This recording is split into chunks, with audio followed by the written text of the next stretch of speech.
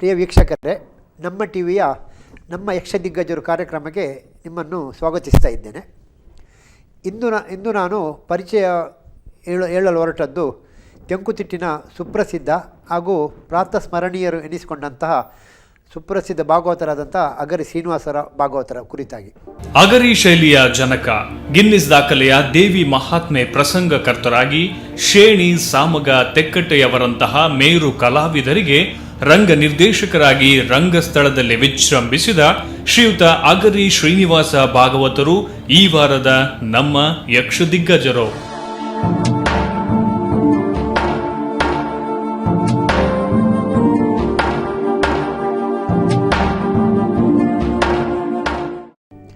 ಅಗರಿ ಶ್ರೀನಿವಾಸ ಭಾಗವತರು ತೆಂಕುತಿಟ್ಟಿನಲ್ಲಿ ಒಂದು ಸಂಚಲನ ಮೂಡಿಸಿದಂಥ ಭಾಗವತರು. ತಮ್ಮ ಉತ್ತಮವಾದಂಥ ಆಶುಕವಿತ್ವ ಹಾಗೂ ತಮ್ಮ ರಂಗದ ನಡೆ ಹಾಗೂ ಎಲ್ಲ ಪ್ರಸಂಗಗಳಲ್ಲಿರುವಂಥ ಕಂಠಪಾಠ, ಸಾಹಿತ್ಯ ಜ್ಞಾನ, ಪದ್ಯಗಳ ಮೇಲೆ ಇರುವಂತಹ ಪ್ರಭುತ್ವ, ಪ್ರಸಂಗಗಳ ಕಥೆಯ ಮೇಲೆ ಇರುವಂತಹ ಜ್ಞಾನ, ಹೀಗೆ ಎಲ್ಲವನ್ನು ಮೇಳೈಸಿಕೊಂಡ ಕಾರಣ ಅಗರಿ ಶ್ರೀನಿವಾಸ ಭಾಗವತರು ಅತ್ಯಂತ ಸುಪ್ರಸಿದ್ಧರು ಎಂಬಂಥ ಒಂದು ನೆಗಳತೆಗೆ ಪಾತ್ರರಾದವರು.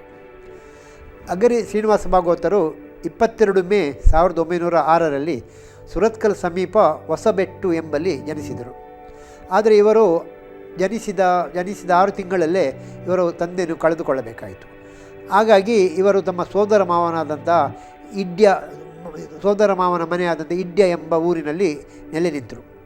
ಹೀಗೆ ಇಡ್ಯದಲ್ಲಿ ನೆಲೆ ನಿಂತು ತಮ್ಮ ವ್ಯಾಸಂಗವನ್ನು ಸುರತ್ಕಲ್ನ ವಿದ್ಯಾದಾಯಿನಿ ಶಾಲೆಯಲ್ಲಿ ಪ್ರಾರಂಭಿಸಿದರು. ಇವರು 7ನೇ ತರಗತಿಯಲ್ಲಿರುವಾಗಲೇ ತಮ್ಮ ಅದ್ಭುತವಾದಂಥ ಪ್ರತಿಭೆಯನ್ನು ಪ್ರದರ್ಶಿಸಿದವರು. ಆ 7ನೇ ಕ್ಲಾಸಿನಲ್ಲೇ ಇವರು ಹಲವಾರು ನಾಟಕಗಳಿಗೆ ಹಾಡುಗಳನ್ನು ರಚಿಸಿ ಆ ಮೂಲಕ ನಾಟಕಗಳಲ್ಲಿ ನಟಿಸಿ ಆ ಮೂಲಕ ಪ್ರಸಿದ್ಧಿಯನ್ನು ಪಡೆದವರು. ಆ ಕಾಲದಲ್ಲಿ ಇವರು 7ನೇ ಕ್ಲಾಸ್ನಲ್ಲಿರುವಾಗ ಸುಬ್ಬರಾವ್ ಎಂಬಂಥ ಪ್ರಾಧ್ಯಾಪಕರು ಆ ವಿದ್ಯಾದಾನಿ ಶಾಲೆಯಲ್ಲಿದ್ದರು. ಅವರ ಒಡನಾಟದಿಂದಾಗಿ ಅಗರಿ ಶ್ರೀನಿವಾಸ ಭಾಗವತರಿಗೆ ಸಾಹಿತ್ಯ ಹಾಗೂ ಛಂದಸ್ಸಿನ ಮೇಲೆ ಒಂದು ಅತೀವವಾದಂಥ ಒಂದು ಸೆಳೆತ ಉಂಟಾಯಿತು. ಹಾಗೆ ಛಂದಸ್ಸಿನಲ್ಲಿ ಅವರು ಆ ಕಾಲದಲ್ಲೇ ಪಾರಂಗತನೆನಿಸಿಕೊಂಡರು ಹಾಗೂ ಛಂದಸ್ಸಿನಲ್ಲಿ ತುಂಬ ಸಾಧನೆಯನ್ನು ಮಾಡಿದರು. ಆ ಕಾಲದಲ್ಲೇ ಅವರು ಅಂದರೆ 7ನೇ ಕ್ಲಾಸ್ನಲ್ಲಿರುವ ಕಾಲದಲ್ಲೇ ಇವರು ಕಬ್ಬಿಣದ ಕಡಲೆ ಎನಿಸಿದಂತಹ ಮುದ್ದಣ್ಣನ ಕುಮಾರ ವಿಜಯ ಎಂಬ ಕೃತಿಯನ್ನು ಓದಿ ಅದರಲ್ಲಿರುವಂಥ ಕೆಲವು ಛಂದಸ್ಸಿನ ದೋಷಗಳನ್ನು ಹೇಳುವಷ್ಟರ ಮಟ್ಟಿಗೆ ಇವರು ಬೆಳೆದಿದ್ದರು. ಹಾಗೆಯೇ ಇವರು ಮುಂದೆ 7ನೇ ಕ್ಲಾಸ್ ಕಲಿತ ನಂತರ ಜೀವನೋಪಾಯಕ್ಕಾಗಿ ತಮ್ಮ ಸೋದರ ಸಂಬಂಧಿಯವರ ಒಬ್ಬರ ಅಂಗಡಿಯಲ್ಲಿ ಕೆಲಸಕ್ಕೆ ಸೇರಿಕೊಂಡರು. ಹಾಗೆ ಕೆಲಸಕ್ಕೆ ಸೇರಿ ಅಲ್ಲೇ ತಮ್ಮದಾದಂಥ ಒಂದು ಸಾಹಿತ್ಯದ ಸೇವೆಯನ್ನು ಮಾಡ್ತಾಯಿದ್ರು. ಇವರು ಯಕ್ಷಗಾನರಂಗಕ್ಕೆ ಭಾಗವತರಾಗಿ ಬಂದದ್ದೇ ಒಂದು ಆಕಸ್ಮಿಕವಾಗಿ. ಅಂದರೆ 1924ರಲ್ಲಿ ಕುದ್ರೋಳಿಯಲ್ಲಿ ಮುಲ್ಕಿ ಮೇಳದವರ ಒಂದು ಯಕ್ಷಗಾನ ಪ್ರದರ್ಶನವಿತ್ತು. ಆದರೆ ಏನೋ ಆ ದಿವಸ ಮುಲ್ಕಿ ಮೇಳದ ಭಾಗವತರಾದಂಥ ಪುತ್ತಿಗೆ ರಾಮಕೃಷ್ಣ ಜೋಯಿಸರು ಅಸೌಖ್ಯದಿಂದಾಗಿ ಬರಲಾಗಲಿಲ್ಲ.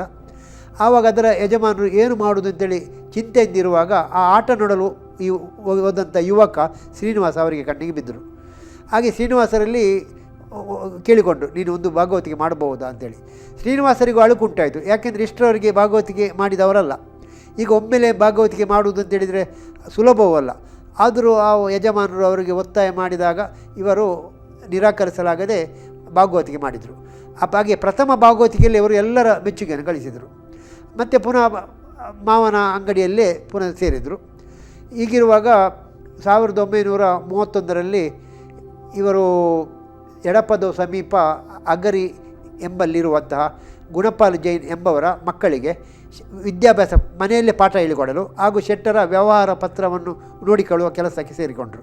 ಹಾಗೆ ಅಲ್ಲಿಯೇ ಸೇರಿ ಆ ಅಗರಿ ಎಂಬಲ್ಲಿ ಇವರಿಗೆ ಒಂದು ನೆಲೆಯಾಯಿತು.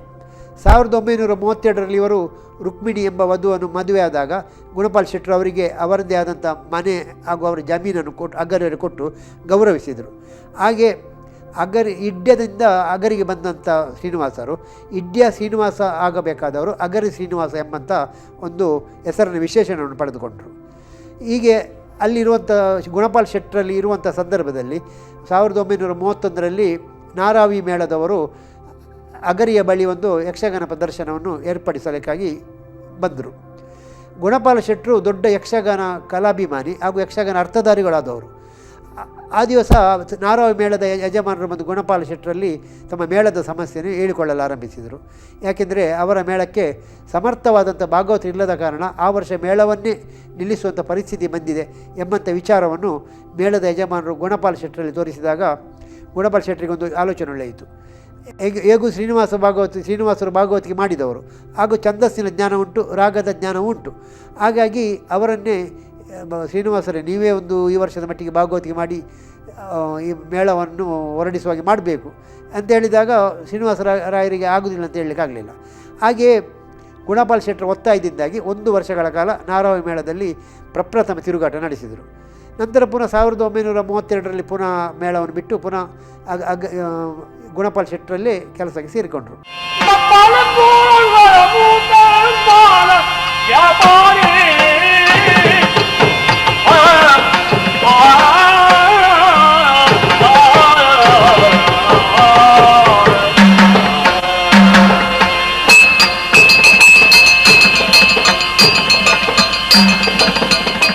ಹೀಗಿರುವಾಗ 1936ರಲ್ಲಿ ಗುಣಪಾಲ ಶೆಟ್ಟರು ದೈವಾಧೀನರಾದರು. ಆವಾಗ ತುಂಬ ನೊಂದುಕೊಂಡರು ಅಗರ ಶ್ರೀನಿವಾಸರು. ಯಾಕೆಂದರೆ ಅವರಿಗೊಂದು ಆಧಾರ ಸ್ತಂಭವಾಗಿದ್ದವರು, ಪೋಷಕರಾದವರು. ಇನ್ನು ಜೀವನೋಪಯೋಗ ಏನು ಮಾಡುವುದಂತ ಆದಾಗ ಅದೇ ವರ್ಷ ಕೊಡಿಯಾಲಗುತ್ತು ಶಂಭು ಹೆಗ್ಡೆ ಎಂಬವರು ಕದ್ರಿ ಮೇಳವನ್ನು ಹೊರಡಿಸುವಂಥ ಸಂದರ್ಭದಲ್ಲಿ ಅವರಿಗೊಂದು ಭಾಗವತರ ಕೊರತೆ ಕಂಡಿತು. ಆಗ ಅವರಿಗೆ ಒಳೆದದ್ದು ಶ್ರೀನಿವಾಸ ಭಾಗವತರ ಹೆಸರು. ಶ್ರೀನಿವಾಸ ಭಾಗವತರನ್ನು ಮೇಳಕ್ಕೆ ಬರಬೇಕು ಅಂತೇಳಿ ಒತ್ತಾಯಿಸಿ ಅವರು ಒಪ್ಪಿ ಕೊನೆಗೆ ಆ ವರ್ಷದ ತಿರುಗಾಟ ಕದ್ರಿ ಮೇಳದಲ್ಲಿ ಆಯಿತು. ಹೀಗೆ ಇವರು ಅಗರಿಯಲ್ಲಿ ನೆಲೆಸಿದ ಕಾರಣ ಇವರು ಅಗರಿ ಶ್ರೀನಿವಾಸ ಭಾಗವತರು ಎಂಬಂಥ ಹೆಸರನ್ನು ಗಳಿಸಿದರು. ಹೀಗೆ ಕದ್ರಿಯಲ್ಲಿ 5-6 ವರ್ಷಗಳ ಕಾಲ ಇವರು ತಿರುಗಾಟ ನಡೆಸಿ ಮುಂದೆ ಕಟೀಲು ಮೇಳವನ್ನು ಸೇರಿದರು. ಇವರು ಕಟೀಲು ಮೇಳ ಅಂತ ಸೇರಿದಂಥ ಸಂದರ್ಭದಲ್ಲಿ ಇವರ ಅಗರಿಯಲ್ಲಿ ಒಂದು ಎಡಬದಿಯಲ್ಲಿ ಒಬ್ಬರು ಸುಪ್ರಸಿದ್ಧ ಡಾಕ್ಟರ್ ಇದ್ದರು, ಡಾಕ್ಟರ್ ಶ್ರೀಧರ್ ಹೆಗ್ಡೆ ಎಂಬವರು. ಇವರು ಆ ಕಾಲದಲ್ಲಿ ಏನೋ ಅನಾರೋಗ್ಯ ಪೀಡಿತರಾಗಿ ಅವರು ದೈವಾಧೀನರಾದರು. ಅಂದರೆ ಅಕಾಲ ಮೃತ್ಯು. ಅಗರಿ ಶ್ರೀನಿವಾಸ ಭಾಗವತರ ಅತ್ಯಂತ ಮೆಚ್ಚಿನ ಗೆಳೆಯರಾಗಿದ್ದರು. ಅವರ ಅಕಾಲ ಮೃತ್ಯುವಿನ ಆಘಾತದಿಂದ ಇವರಿಗೆ ಚೇತರಿಸಿಕೊಳ್ಳಾಗಲಿಲ್ಲ. ಇವರಿಗೆ ಏನೋ ಒಂದು ಭಯಭೀತರಂತೆ ಇವರು ವರ್ತಿಸಲಾರಂಭಿಸಿದರು. ಆವಾಗ ಇವರ ತಾಯಿ ಇವರನ್ನು ಧರ್ಮಸ್ಥಳಕ್ಕೆ ಕರ್ಕೊಂಡು ಹೋಗಿ ಆವಾಗ ಅಲ್ಲಿ ಧರ್ಮಸ್ಥಳದ ಹೆಗ್ಗಡೆಯಾದವರು ದಿವಂಗತ ಮಂಜೆ ಹೆಗ್ಗಡೆಯವರಲ್ಲಿ ಈ ಎಲ್ಲ ವಿಷಯ ಹೇಳಿದಾಗ ಮಂಜೆ ಹೆಗ್ಗಡೆಯವರು ಅಗರಿ ಶ್ರೀನಿವಾಸ ಭಾಗವತರು ಹೇಳಿದರು, ನನ್ನ ಕಾಯಿಲೆ ಗುಣವಾದರೆ ನಾನು ಧರ್ಮಸ್ಥಳ ಮೇಳದಲ್ಲಿ ಸೇವೆ ಸಲ್ಲಿಸ್ತೇನೆ ಅಂತೇಳಿ ದೇವರಿಗೆ ಹರಕೆ ಹೇಳು, ನಿಮ್ಮದು ಕಾಯಿಲೆ ವಾಸಿಯಾಗ್ತದೆ ಅಂತೇಳಿ. ಹಾಗೆಯೇ ಹರಕೆ ಹೇಳಲ್ಪಟ್ಟಿದ್ದು. ಅವರು ಹರಕೆ ಹೇಳಿದ ಪರಿಣಾಮವೇನು ಎಂಬಂತೆ ಶ್ರೀನಿವಾಸರಾಯರು ಆಘಾತದಿಂದ ಚೇತರಿಸಿಕೊಂಡರು. ಹಾಗೆಯೇ ಹರಕೆ ಹೇಳಿದಂತೆ ಅವರು ಧರ್ಮಸ್ಥಳ ಮೇಳದಲ್ಲಿ ಪ್ರಧಾನ ಭಾಗವತರಾಗಿ ಸೇರಿಕೊಂಡರು. ಧರ್ಮಸ್ಥಳ ಮೇಳಕ್ಕೆ ಸೇರಿಕೊಂಡ ಒಂದು ಪರಿಣಾಮ ಒಂದು ಉತ್ತಮವಾಯಿತು. ಯಾಕೆಂದರೆ ಶ್ರೀನಿವಾಸರಾಯರ ಒಂದು ಸಾಹಿತ್ಯ ಜ್ಞಾನ ಏನುಂಟೋ, ಅವರ ರಂಗಪ್ರಜ್ಞೆ ಏನುಂಟೋ ಅದೆಲ್ಲವೂ ಬೆಳಕಿಗೆ ಬಂದದ್ದು ಈ ಧರ್ಮಸ್ಥಳ ಮೇಳದಲ್ಲಿ. ಯಾಕೆಂದರೆ ಆ ಕಾಲದಲ್ಲಿ ಧರ್ಮಸ್ಥಳ ಮೇಳದಲ್ಲಿ ಸುಪ್ರಸಿದ್ಧ ಕಲಾವಿದರ ಗಡನವಿತ್ತು.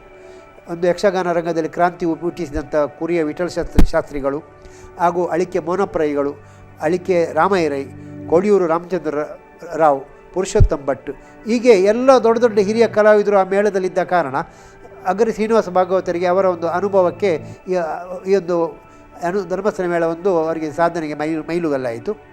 ಹಾಗೆಯೇ ಹೆಗ್ಗಡೆಯವರ ಒತ್ತಾಸೆಯಿಂದ ಇವರು ಆ ಕಾಲದಲ್ಲಿ ಭರತೇಶ ವೈಭವ ಅಂತ ಒಂದು ಯಕ್ಷಗಾನ ಪ್ರಸಂಗವನ್ನು ಬರೆದರು. ಈ ಪ್ರಸಂಗ ಮುಂದೆ ಧರ್ಮಸ್ಥಳ ಮೇಳದಲ್ಲಿ ತುಂಬ ಪ್ರಯೋಗವಾಗಿ ತುಂಬ ಪ್ರಸಿದ್ಧಿಯನ್ನು ಇವರಿಗೆ ತಂದುಕೊಟ್ಟಿತು. ಹಾಗೂ ಇವರಿಗೆ ಪ್ರಸಂಗ ರಚಿಸಲು ಒಂದು ಮೂಲವಾಯಿತು. ಹೀಗೆ ಧರ್ಮಸ್ಥಳ ಮೇಳದಲ್ಲಿ ಇವರು ತಿರುಗಾಟವನ್ನು ನಡೆಸುತ್ತಿರುವಂಥ ಕಾಲದಲ್ಲಿ 1960ರಲ್ಲಿ ಸುರತ್ಕಲ್ಲಿನ ವರದರಾಯ ಪೈಗಳು ಹಾಗೂ ವಾಸುದೇವ ಪೈಗಳು ಇಬ್ಬರು ಸಹೋದರರು ಸುರತ್ಕಲ್ ಮಹಾಮಾಯಿ ಮೇಳ ಎಂಬಂಥ ಮೇಳವನ್ನು ಹೊರಡಿಸುವ ಆಲೋಚನೆ ಮಾಡಿದಾಗ ಅಗರಿಯವರಿಗೆ ಆಹ್ವಾನ ಬಂತು. ಅಗರಿಯವರಿಗೆ ಒಂದು ರೀತಿಯಲ್ಲಿ ಸಂತೋಷವೂ ಆಯಿತು. ಯಾಕೆಂದರೆ ಅವರ ಊರು ಸುರತ್ಕಲ್, ಇದು ನನ್ನ ಊರಿನ ಮೇಳ ಎಂಬ ಅಭಿಮಾನ ಒಂದಾದರೆ ಪೈ ಸಹೋದರರು ಅಗರಿಯವರ ಅತ್ಯಂತ ಉತ್ತಮ ಮಿತ್ರರು. ಹಾಗಾಗಿ ಅವರು ಆಯಿತು ನಾನು ಬರ್ತೇನೆ ಅಂತೇಳಿ ಒಪ್ಪಿ ಸುರತ್ಕಲ್ ಮೇಳಕ್ಕೆ ಸೇರಿಕೊಂಡರು. ಈ ಸುರತ್ಕಲ್ ಮೇಳದಲ್ಲಿ ಆ ಕಾಲದಲ್ಲಿ ಶಂಕರನಾರಾಯಣ ಸಾಮಗ, ಶೇಣಿ ಗೋಪಾಲಕೃಷ್ಣ ಭಟ್, ಕುಂಬಳೆ ಸುಂದರರಾವ್ ಮೊದಲಾದವರು ಕಲಾವಿದರಿದ್ದಂಥ ಸಮಯ. ಹಾಗೆ ಇವರು ಸುರತ್ಕಲ್ ಮೇಳದಲ್ಲಿ ವಿಜೃಂಭಿಸಲಾರಂಭಿಸಿದರು. ಸುರತ್ಕಲ್ ಮೇಳದಲ್ಲಿ ಸೇರಿದ ನಂತರ ಅಗರಿಯವರ ಒಂದು ಪ್ರೌಢಿಮೆ ಹೆಚ್ಚು ಬೆಳಕೆ ಬಂದದ್ದು. ಯಾಕೆಂದರೆ ಈ ಕಾಲದಲ್ಲಿ ಅವರು ಹಲವಾರು ಪ್ರಸಂಗಗಳನ್ನು ಸುರತ್ಕಲ್ ಮೇಳಕ್ಕಾಗಿ ಬರೆದರು. ಇದರಲ್ಲಿ ಪ್ರಾಮುಖ್ಯವಾಗಿ ಹೇಳುವುದಂತೇಳಿದರೆ ತಿರುಪತಿ ಕ್ಷೇತ್ರ ಮಹಾತ್ಮೆ. ಈ ತಿರುಪತಿ ಕ್ಷೇತ್ರ ಮಹಾತ್ಮೆಯ ಪ್ರಸಂಗ ಅಗರೆಯವರಿಂದ ರಚಿಸಲ್ಪಟ್ಟು ಆ ಮೂಲಕ ಅವರ ನಿರ್ದೇಶನದಿಂದ ರಂಗದಲ್ಲಿ ಪ್ರದರ್ಶಿಸಿ ಅಪಾರ ಪ್ರಸಿದ್ಧಿಯನ್ನು ಗಳಿಸಿತು. ಹಾಗೆಯೇ ತುಳುನಾಡ ಸಿರಿ, ಕೋಟಿ ಚೆನ್ನಯ ಮೊದಲಾದ ತುಳು ಪ್ರಸಂಗಗಳು ಎಲ್ಲವನ್ನು ಈ ಅಗರೆಯವರು ರಚಿಸಿದ್ದು ಸುರತ್ಕಲ್ ಮೇಳದಲ್ಲಿರುವಾಗಲೇ. ಈ ಕಾಲದಲ್ಲಿ ಶೇಣಿ ಹಾಗೂ ಅಗರೆಯವರ ಸಂಬಂಧ ಇನ್ನಷ್ಟು ಗಾಢವಾಗಿ ಬೆಳೆಯಿತು. 1966ರಲ್ಲಿ ಶೇಣಿಯವರು ಕೂಡ್ಲು ಮೇಳವನ್ನು ಒಂದು ಸಂಚಾಲಕತ್ವ ನಡೆಸಬೇಕಾದಂಥ ಅನಿವಾರ್ಯತೆ ಒದಗಿತು. ಹಾಗೆ ಶೇಣಿಯವರು ಕೂಡ್ಲು ಮೇಳದ ಸಂಚಾಲಕತ್ವ ವಹಿಸಲು ಹೊರಟಾಗ ಅವರೊಂದಿಗೆ ಅಗರಿ ಶ್ರೀನಿವಾಸ ಭಾಗವತರು ಕೂಡ್ಲು ಮೇಳಕ್ಕೆ ಸೇರಿದರು. ಈ ಕೂಡ್ಲು ಮೇಳದಲ್ಲಿ ಒಂದು 2 ವರ್ಷಗಳ ಕಾಲ ಇದ್ದರು ಇವರಿಬ್ಬರು ಸೇರಿ. ಹಾಗೆ ಈ 2 ವರ್ಷಗಳ ಕಾಲದಲ್ಲಿ ಕೂಡ್ಲು ಮೇಳವು ಅನೇಕ ಒಂದು ಪ್ರಸಂಗಗಳ ಸೃಷ್ಟಿಗೆ ಹಾಗೂ ಪ್ರಸಂಗಗಳ ಪ್ರದರ್ಶನಕ್ಕೆ ಕಾರಣೀಭೂತವಾಯಿತು. ಅದರಲ್ಲಿ ಅದರಲ್ಲಿ ಹೇಳಬಹುದು ಅಂತಂದರೆ ಬಪ್ಪನಾಡು ಕ್ಷೇತ್ರ ಮಹಾತ್ಮೆ. ಅಗರೆಯವರಿಂದಲೇ ರಚಿಸಲ್ಪಟ್ಟಂಥ ಬಪ್ಪನಾಡು ಕ್ಷೇತ್ರ ಮಹಾತ್ಮೆ ಪ್ರಪ್ರಥಮವಾಗಿ ಕೂಡ್ಲು ಮೇಳದಲ್ಲಿ ಪ್ರದರ್ಶಿಸಿ ಆ ಮೂಲಕ ಸಾವಿರಾರು ಸಲ ಪ್ರದರ್ಶಿಸಿ ಎಲ್ಲ ಜನರ ಒಂದು ಮೆಚ್ಚುಗೆಯನ್ನು ಗಳಿಸಿದಂಥ ಒಂದು ಪ್ರಸಂಗ. ಇದನ್ನು ಬರೆದದು ಅಗರಿ ಶ್ರೀನಿವಾಸ ಭಾಗವತರೇ. ಹಾಗೆಯೇ ಇದರಲ್ಲಿ ಶೇಣಿಯವರು ನಿರ್ವಹಿಸಿದಂಥ ಬಪ್ಪ ಬ್ಯಾರಿಯ ಪಾತ್ರ ಇದು ಶೇಣಿಯವರಿಗೂ ಪ್ರಸಿದ್ಧಿ ತಂದುಕೊಟ್ಟರೆ ಪ್ರಸಂಗಕ್ಕೂ ಅಷ್ಟೇ ಪ್ರಸಿದ್ಧಿಯನ್ನು ತಂದುಕೊಟ್ಟಿತು. ಈ ಪ್ರಸಂಗದಿಂದಾಗಿ ಶೇಣಿ ಹಾಗೂ ಅಗರಿಯವರ ಸಂಬಂಧ ಇನ್ನಷ್ಟು ಗಾಢವಾಗಿ ಬೆಳೆಯಿತು. ಅಗರಿಯವರು ಶೇಣಿಯವರು ಬಪ್ಪ ಬ್ಯಾರಿಯನ್ನು ಎಷ್ಟು ಮೆಚ್ಚಿದರು ಅಂತೇಳಿದರೆ ಮುಂದೆ ಅವರು ಶೇಣಿಯವರು ಹೊರತುಪಡಿಸಿ ಬೇರೆ ಯಾರದ್ದೇ ಬಪ್ಪ ಬ್ಯಾರಿಯಾದರೂ ಅಗರಿಯವರು ಪದ್ಯ ಹೇಳ್ತಿರಲಿಲ್ಲ. ಅಂದರೆ ಆ ಬಪ್ಪ ಬ್ಯಾರಿಯ ಪಾತ್ರಕ್ಕೆ ಶೇಣಿಯವರೇ ಸೂಕ್ತ ವ್ಯಕ್ತಿ ಎಂಬಂಥ ಮನೋಧರ್ಮಕ್ಕೆ ಅಗರಿಯವರು ಒಳಪಟ್ಟಿದ್ದರು. ಅತ್ತಯ್ಯ ಇನಿ ಶುಕ್ರವಾರ ತುಲೆ ಅಂದು ನಮ್ಮ ಪಳ್ಳಿಗೆ ಹೋತನು ಪಳ್ಳಿ ಹಿಡಿದು ಇತ್ತೆ ಬರ್ಪುಂಡು ಬಣ್ಣಗ ನಮ್ಮ ಸೆಟ್ಟು ತುಂಬುದೈನಮ್ಮ ಅಂತ ಹೆಣ್ಣು ಹೊಡೆದು ಬರ್ಪುನಲ್ಲಿ ನಮ್ಮ ಓಳು ಪುಟ್ಟಣ್ಣು ಬನ್ನಿ ಓಳು ಹೊನ್ನಾಣಿ ಹೊನ್ನಾಣಿ ಹೊನ್ನಾಣಿ ಹೊನ್ನಾಣಿ ನೋಡಿ ಹೊನ್ನಾಣಿ ಬಣ್ಣ ಕೇರಳ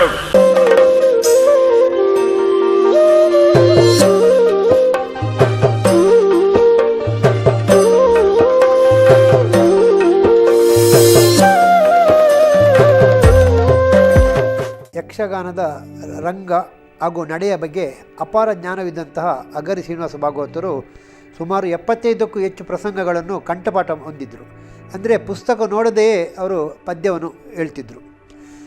ಮಾತ್ರವಲ್ಲ ಕುಳಿತಲ್ಲೇ ಅದೆಷ್ಟೋ ಪದ್ಯಗಳನ್ನು ಅವರು ಆಶು ಕವಿತ್ವದಿಂದ ರಚಿಸಿಕೊಡ್ತಿದ್ದರು. ಅಂದರೆ ಕೆಲವು ಸಲ ಒಂದು ಸಂದರ್ಭಕ್ಕೆ ಸರಿಯಾಗಿ ಅಲ್ಲಿ ಪದ್ಯಗಳು ಪುಸ್ತಕದಲ್ಲಿರುವುದಿಲ್ಲ. ಉದಾಹರಣೆಗೆ ಹೇಳುವುದಾದರೆ ದೇವೇಂದ್ರನ ಒಡ್ಡೋಲಗ, ಅದರಲ್ಲಿ ಸಾಧಾರಣವಾಗಿ 2 ಅಥವಾ 3 ದೇವತೆಗಳಿಗೆ ಪದ್ಯ ಇರುತ್ತದೆ. ಕೆಲವೊಮ್ಮೆ 5 ದೇವತೆಗಳು ತೆಗೆದುಕೊಳ್ಳುವುದುಂಟು. ಆಗ ಉಳಿದ 2 ದೇವತೆಗಳಿಗೆ ಅಲ್ಲಿ ಪದ್ಯ ಪುಸ್ತಕದಲ್ಲಿರುವುದಿಲ್ಲ. ಆಗ ಭಾಗವತ ಸಂದರ್ಭೋಚಿತವಾಗಿ ತಮ್ಮ ಪದ್ಯವನ್ನು ಅವರು ರಚಿಸಬೇಕಾಗ್ತದೆ.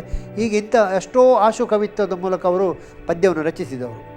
ಮಾತ್ರವಲ್ಲ, ಇವರು ಉತ್ತಮ ಪ್ರಸಂಗಕರ್ತರಾವುದು. ಸುಮಾರು 30ಕ್ಕೂ ಹೆಚ್ಚು ಪ್ರಸಂಗವನ್ನು ಬರೆದಿದ್ದಾರೆ. ಅದರಲ್ಲಿ ಸುಪ್ರಸಿದ್ಧವಾದುದು ಬಪ್ಪನಾಡು ಕ್ಷೇತ್ರ ಮಹಾತ್ಮೆ, ಶ್ರೀದೇವಿ ಲಲಿತೋಪಾಖ್ಯಾನ ಹಾಗೂ ಶ್ರೀದೇವಿ ಮಹಾತ್ಮೆ ಹಾಗೂ ಶಿವಭಕ್ತ ಶಿವಲೀನಾರ್ಣವ ಮತ್ತು ಭಸ್ಮ ರುದ್ರಾಕ್ಷಿ ಪ್ರಯೋಗ, ಭರತೇಶ ವೈಭವ, ಹೀಗೆ ತುಂಬ ಪ್ರಸಂಗವನ್ನು ಬರೆದಿದ್ದಾರೆ. ಅದರಲ್ಲೂ ದೇವಿ ಮಹಾತ್ಮೆ ಅಂತೂ ಇವತ್ತಿಗೂ ಕಟೀಲು ಮೇಳದಲ್ಲಿ ಪ್ರದರ್ಶನವಾಗ್ತಿರೋದು ಅಗರಿಯವರದ್ದೇ ಪ್ರತಿ. ದೇವಿ ಮಹಾತ್ಮೆಯನ್ನು ಬಲಿಪನಾರಾಯಣ ಭಾಗವತರು ಬರೆದಿದ್ದಾರೆ. ಆದರೆ ಇಂದು ಚಾಲ್ತಿಯಲ್ಲಿರುವುದು ಅಗರಿ ಶ್ರೀನಿವಾಸರಾಯರು ಬರೆದಂಥ ದೇವಿ ಮಹಾತ್ಮೆ. ಹಾಗೆಯೇ ಕಟೀಲು ಕ್ಷೇತ್ರ ಮಹಾತ್ಮೆಯನ್ನು ಅಗರಿ ಶ್ರೀನಿವಾಸ ಭಾಗವತರು ಬರೆದಿದ್ದಾರೆ. ಆದರೂ ಇಂದು ಕಟೀಲು ಮೇಳದಲ್ಲಿ ಆಡುವುದು ಡಾಕ್ಟರ್ ಶಿಮಂತೂರು ನಾರಾಯಣ ಶೆಟ್ಟರು ರಚಿಸಿದಂಥ ಕಟೀಲು ಕ್ಷೇತ್ರ ಮಹಾತ್ಮೆಯನ್ನು. ಅಂದರೆ ದಿವಂಗತ ಗೋಪಾಲಕೃಷ್ಣ ಅಸರಣ್ಣರ ಕೋರಿಕೆಯಂತೆ ಇವರು ಅಗರಿ ಶ್ರೀನಿವಾಸ ಭಾಗವತರು ಕಟೀಲು ಕ್ಷೇತ್ರ ಮಹಾತ್ಮೆಯನ್ನು ಬರೆದಿದ್ದರು. ಆದರೆ ಹೆಚ್ಚು ಪ್ರಯೋಗ ಈಗ ಆಗುವುದು ಶಿಮಂತೂರು ನಾರಾಯಣ ಶೆಟ್ಟರದೇ. ಹಾಗೆಯೇ ಇವರು ತುಂಬ ಪ್ರಸಂಗವನ್ನು ಬರೆದದ್ದು ಮಾತ್ರವಲ್ಲ, ಆ ರಂಗದ ಬಗ್ಗೆ ಅಪಾರ ಪ್ರೌಢಿಮೆಯನ್ನು ಹೊಂದಿದವರು. ಮಾತ್ರವಲ್ಲ, ಆ ಕಾಲದ ಹಿರಿಯ ಭಾಗವತರಿಂದಲೇ ಮೆಚ್ಚುಗೆ ಗಳಿಸಿದಂಥ ಒಂದು ಸೌಭಾಗ್ಯ ಅಗರಿ ಶ್ರೀನಿವಾಸ ಭಾಗವತರದಾಗಿತ್ತು. ಒಮ್ಮೆ ಅಗರಿ ಶ್ರೀನಿವಾಸ ಭಾಗವತರಿಗೆ ಸನ್ಮಾನ ಏರ್ಪಡಿಸುವಂಥ ಸಂದರ್ಭ. ಆವಾಗ ಅವರಿಗೆ ಸನ್ಮಾನ ಏರ್ಪಡಿಸುವ ಸಂದರ್ಭದಲ್ಲಿ ಆಗಿನ ಅಂದರೆ ಈಗಿನ ಅಲ್ಲ, ಆಗಿನ ಹಿರಿಯ ಬಲಿಪ ಭಾಗವತರು, ಅವರ ಹೆಸರು ಸಹ ನಾರಾಯಣ ಭಾಗವತರಂತಲೇ. ಹಾಗೆ ದಿವಂಗತ ಹಿರಿಯ ನಾರಾಯಣ ಬಲಿಪ ಭಾಗವತರು ವೇದಿಕೆಗೆ ಬಂದರು. ಆವಾಗ ಅಗರಿಯವರು ಹಿರಿಯ ಭಾಗವತರಾದ ಕಾರಣ ಅವರಿಂದಲೇ ನನಗೆ ಸನ್ಮಾನ ಮಾಡಬೇಕೆಂದು ಅಪೇಕ್ಷೆ ಹೇಳಿದಾಗ ಆ ಹಿರಿಯ ನಾರಾಯಣ ಭಾಗವತರು ಅವರೇ ಅಗರಿಯವರಿಗೆ ಸನ್ಮಾನ ಮಾಡಿದ್ದರು. ನಂತರ ಮುಂದೆ ಒಂದು ಅಗರಿಯವರು ರಚಿಸಿದಂಥ ಶ್ರೀದೇವಿ ಲಲಿತೋಪಾಖ್ಯಾನ ಪ್ರಸಂಗದ 100ನೇ ಪ್ರಯೋಗ ಉರ್ವ ಸ್ಟೋರ್ನಲ್ಲಿ.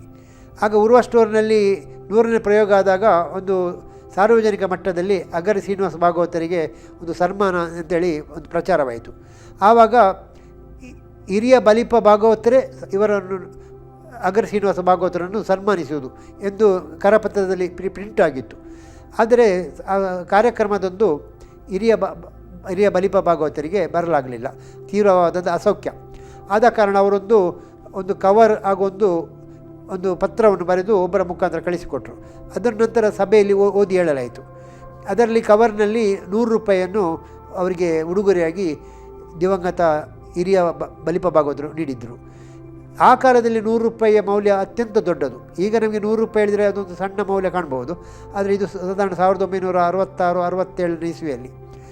ಹಾಗೆ ಅದರೊಟ್ಟಿಗೆ ಒಂದು ಪತ್ರವನ್ನು ಅವರು ಬರೆದಿದ್ದರು. ಅದರಲ್ಲಿ ನಾನು ಕಂಡ ಯುವ ಭಾಗವತರಲ್ಲಿ ಶ್ರೇಷ್ಠ ಭಾಗವತರೆಂದರೆ ಅಗರಿ ಶ್ರೀನಿವಾಸ ಭಾಗವತರು ಎಂಬಂಥ ಮೆಚ್ಚುಗೆ ನುಡಿ ಬಲಿಪ ಭಾಗವತರಿಂದ ಅದು ಬಂದಿತ್ತು. ಅವರು ಪತ್ರದ ಮುಖೇನ ಬರೆದಿದ್ದನ್ನು ಸಭೆಯಲ್ಲಿ ನಂತರ ಓದಿ ಹೇಳಲಾಯಿತು. ಹಾಗೆಯೇ ಇವರು ಎಲ್ಲರೊಂದಿಗೆ ಒಂದು ಒಡನಾಟದಲ್ಲಿ ಬೆಳೆದವರು.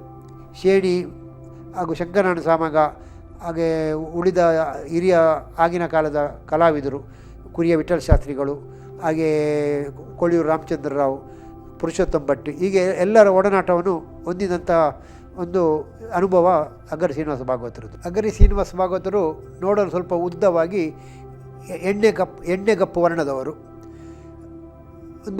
ನೋಡುವಾಗಲೇ ನೋಡುವಾಗಲೇ ನಮಗೆ ಗೌರವ ಮೂಡುವಂಥದ್ದು. ಯಾವಾಗಲೂ ಬಿಳಿ ಪೈರನ್ನು ಧರಿಸಿ, ಪಂಚೆಯನ್ನು ಉಟ್ಟು, ಒಂದು ತಲೆಗೆ ಮುಂಡಾಸನ್ನು ಹಾಕಿ, ಒಂದು ತಿಲಕವನ್ನು ಧರಿಸಿ ವೇದಿಕೆಯನ್ನು ಪ್ರವೇಶಿಸುವುದು ಇವರ ಕ್ರಮ.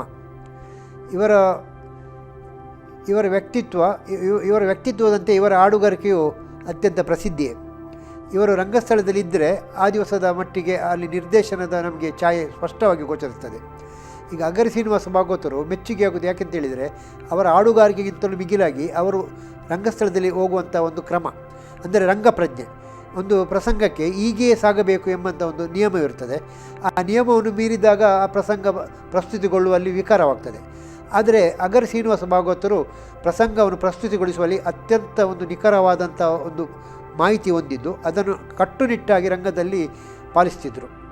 ರಂಗದಲ್ಲಿ ಯಾರಾದರೂ ತಪ್ಪಿ ನಡೆದರೆ, ಅಂದರೆ ಅಬದ್ಧವನ್ನು ಮಾತನಾಡಿದರೆ, ಅಬದ್ಧದ ನಾಟ್ಯವನ್ನು ಮಾಡಿದರೆ, ಈಗ ಏನಾದರೂ ಮಾಡಿದರೆ ಅವರು ಕೆರಳ್ತಿದ್ರು. ಎಷ್ಟೇ ದೊಡ್ಡ ವ್ಯಕ್ತಿಯಾಗಲಿ ರಂಗಸ್ಥಳದಲ್ಲಿ ಅಬದ್ಧವನ್ನು ಮಾತನಾಡಿದರೆ ಅಥವಾ ಬೇಡದನ್ನು ಮಾತನಾಡಿದರೆ ಕೂಡಲೇ ರಂಗಸ್ಥಳದಲ್ಲೇ ಖಂಡಿಸ್ತಿದ್ರು ಅವರು.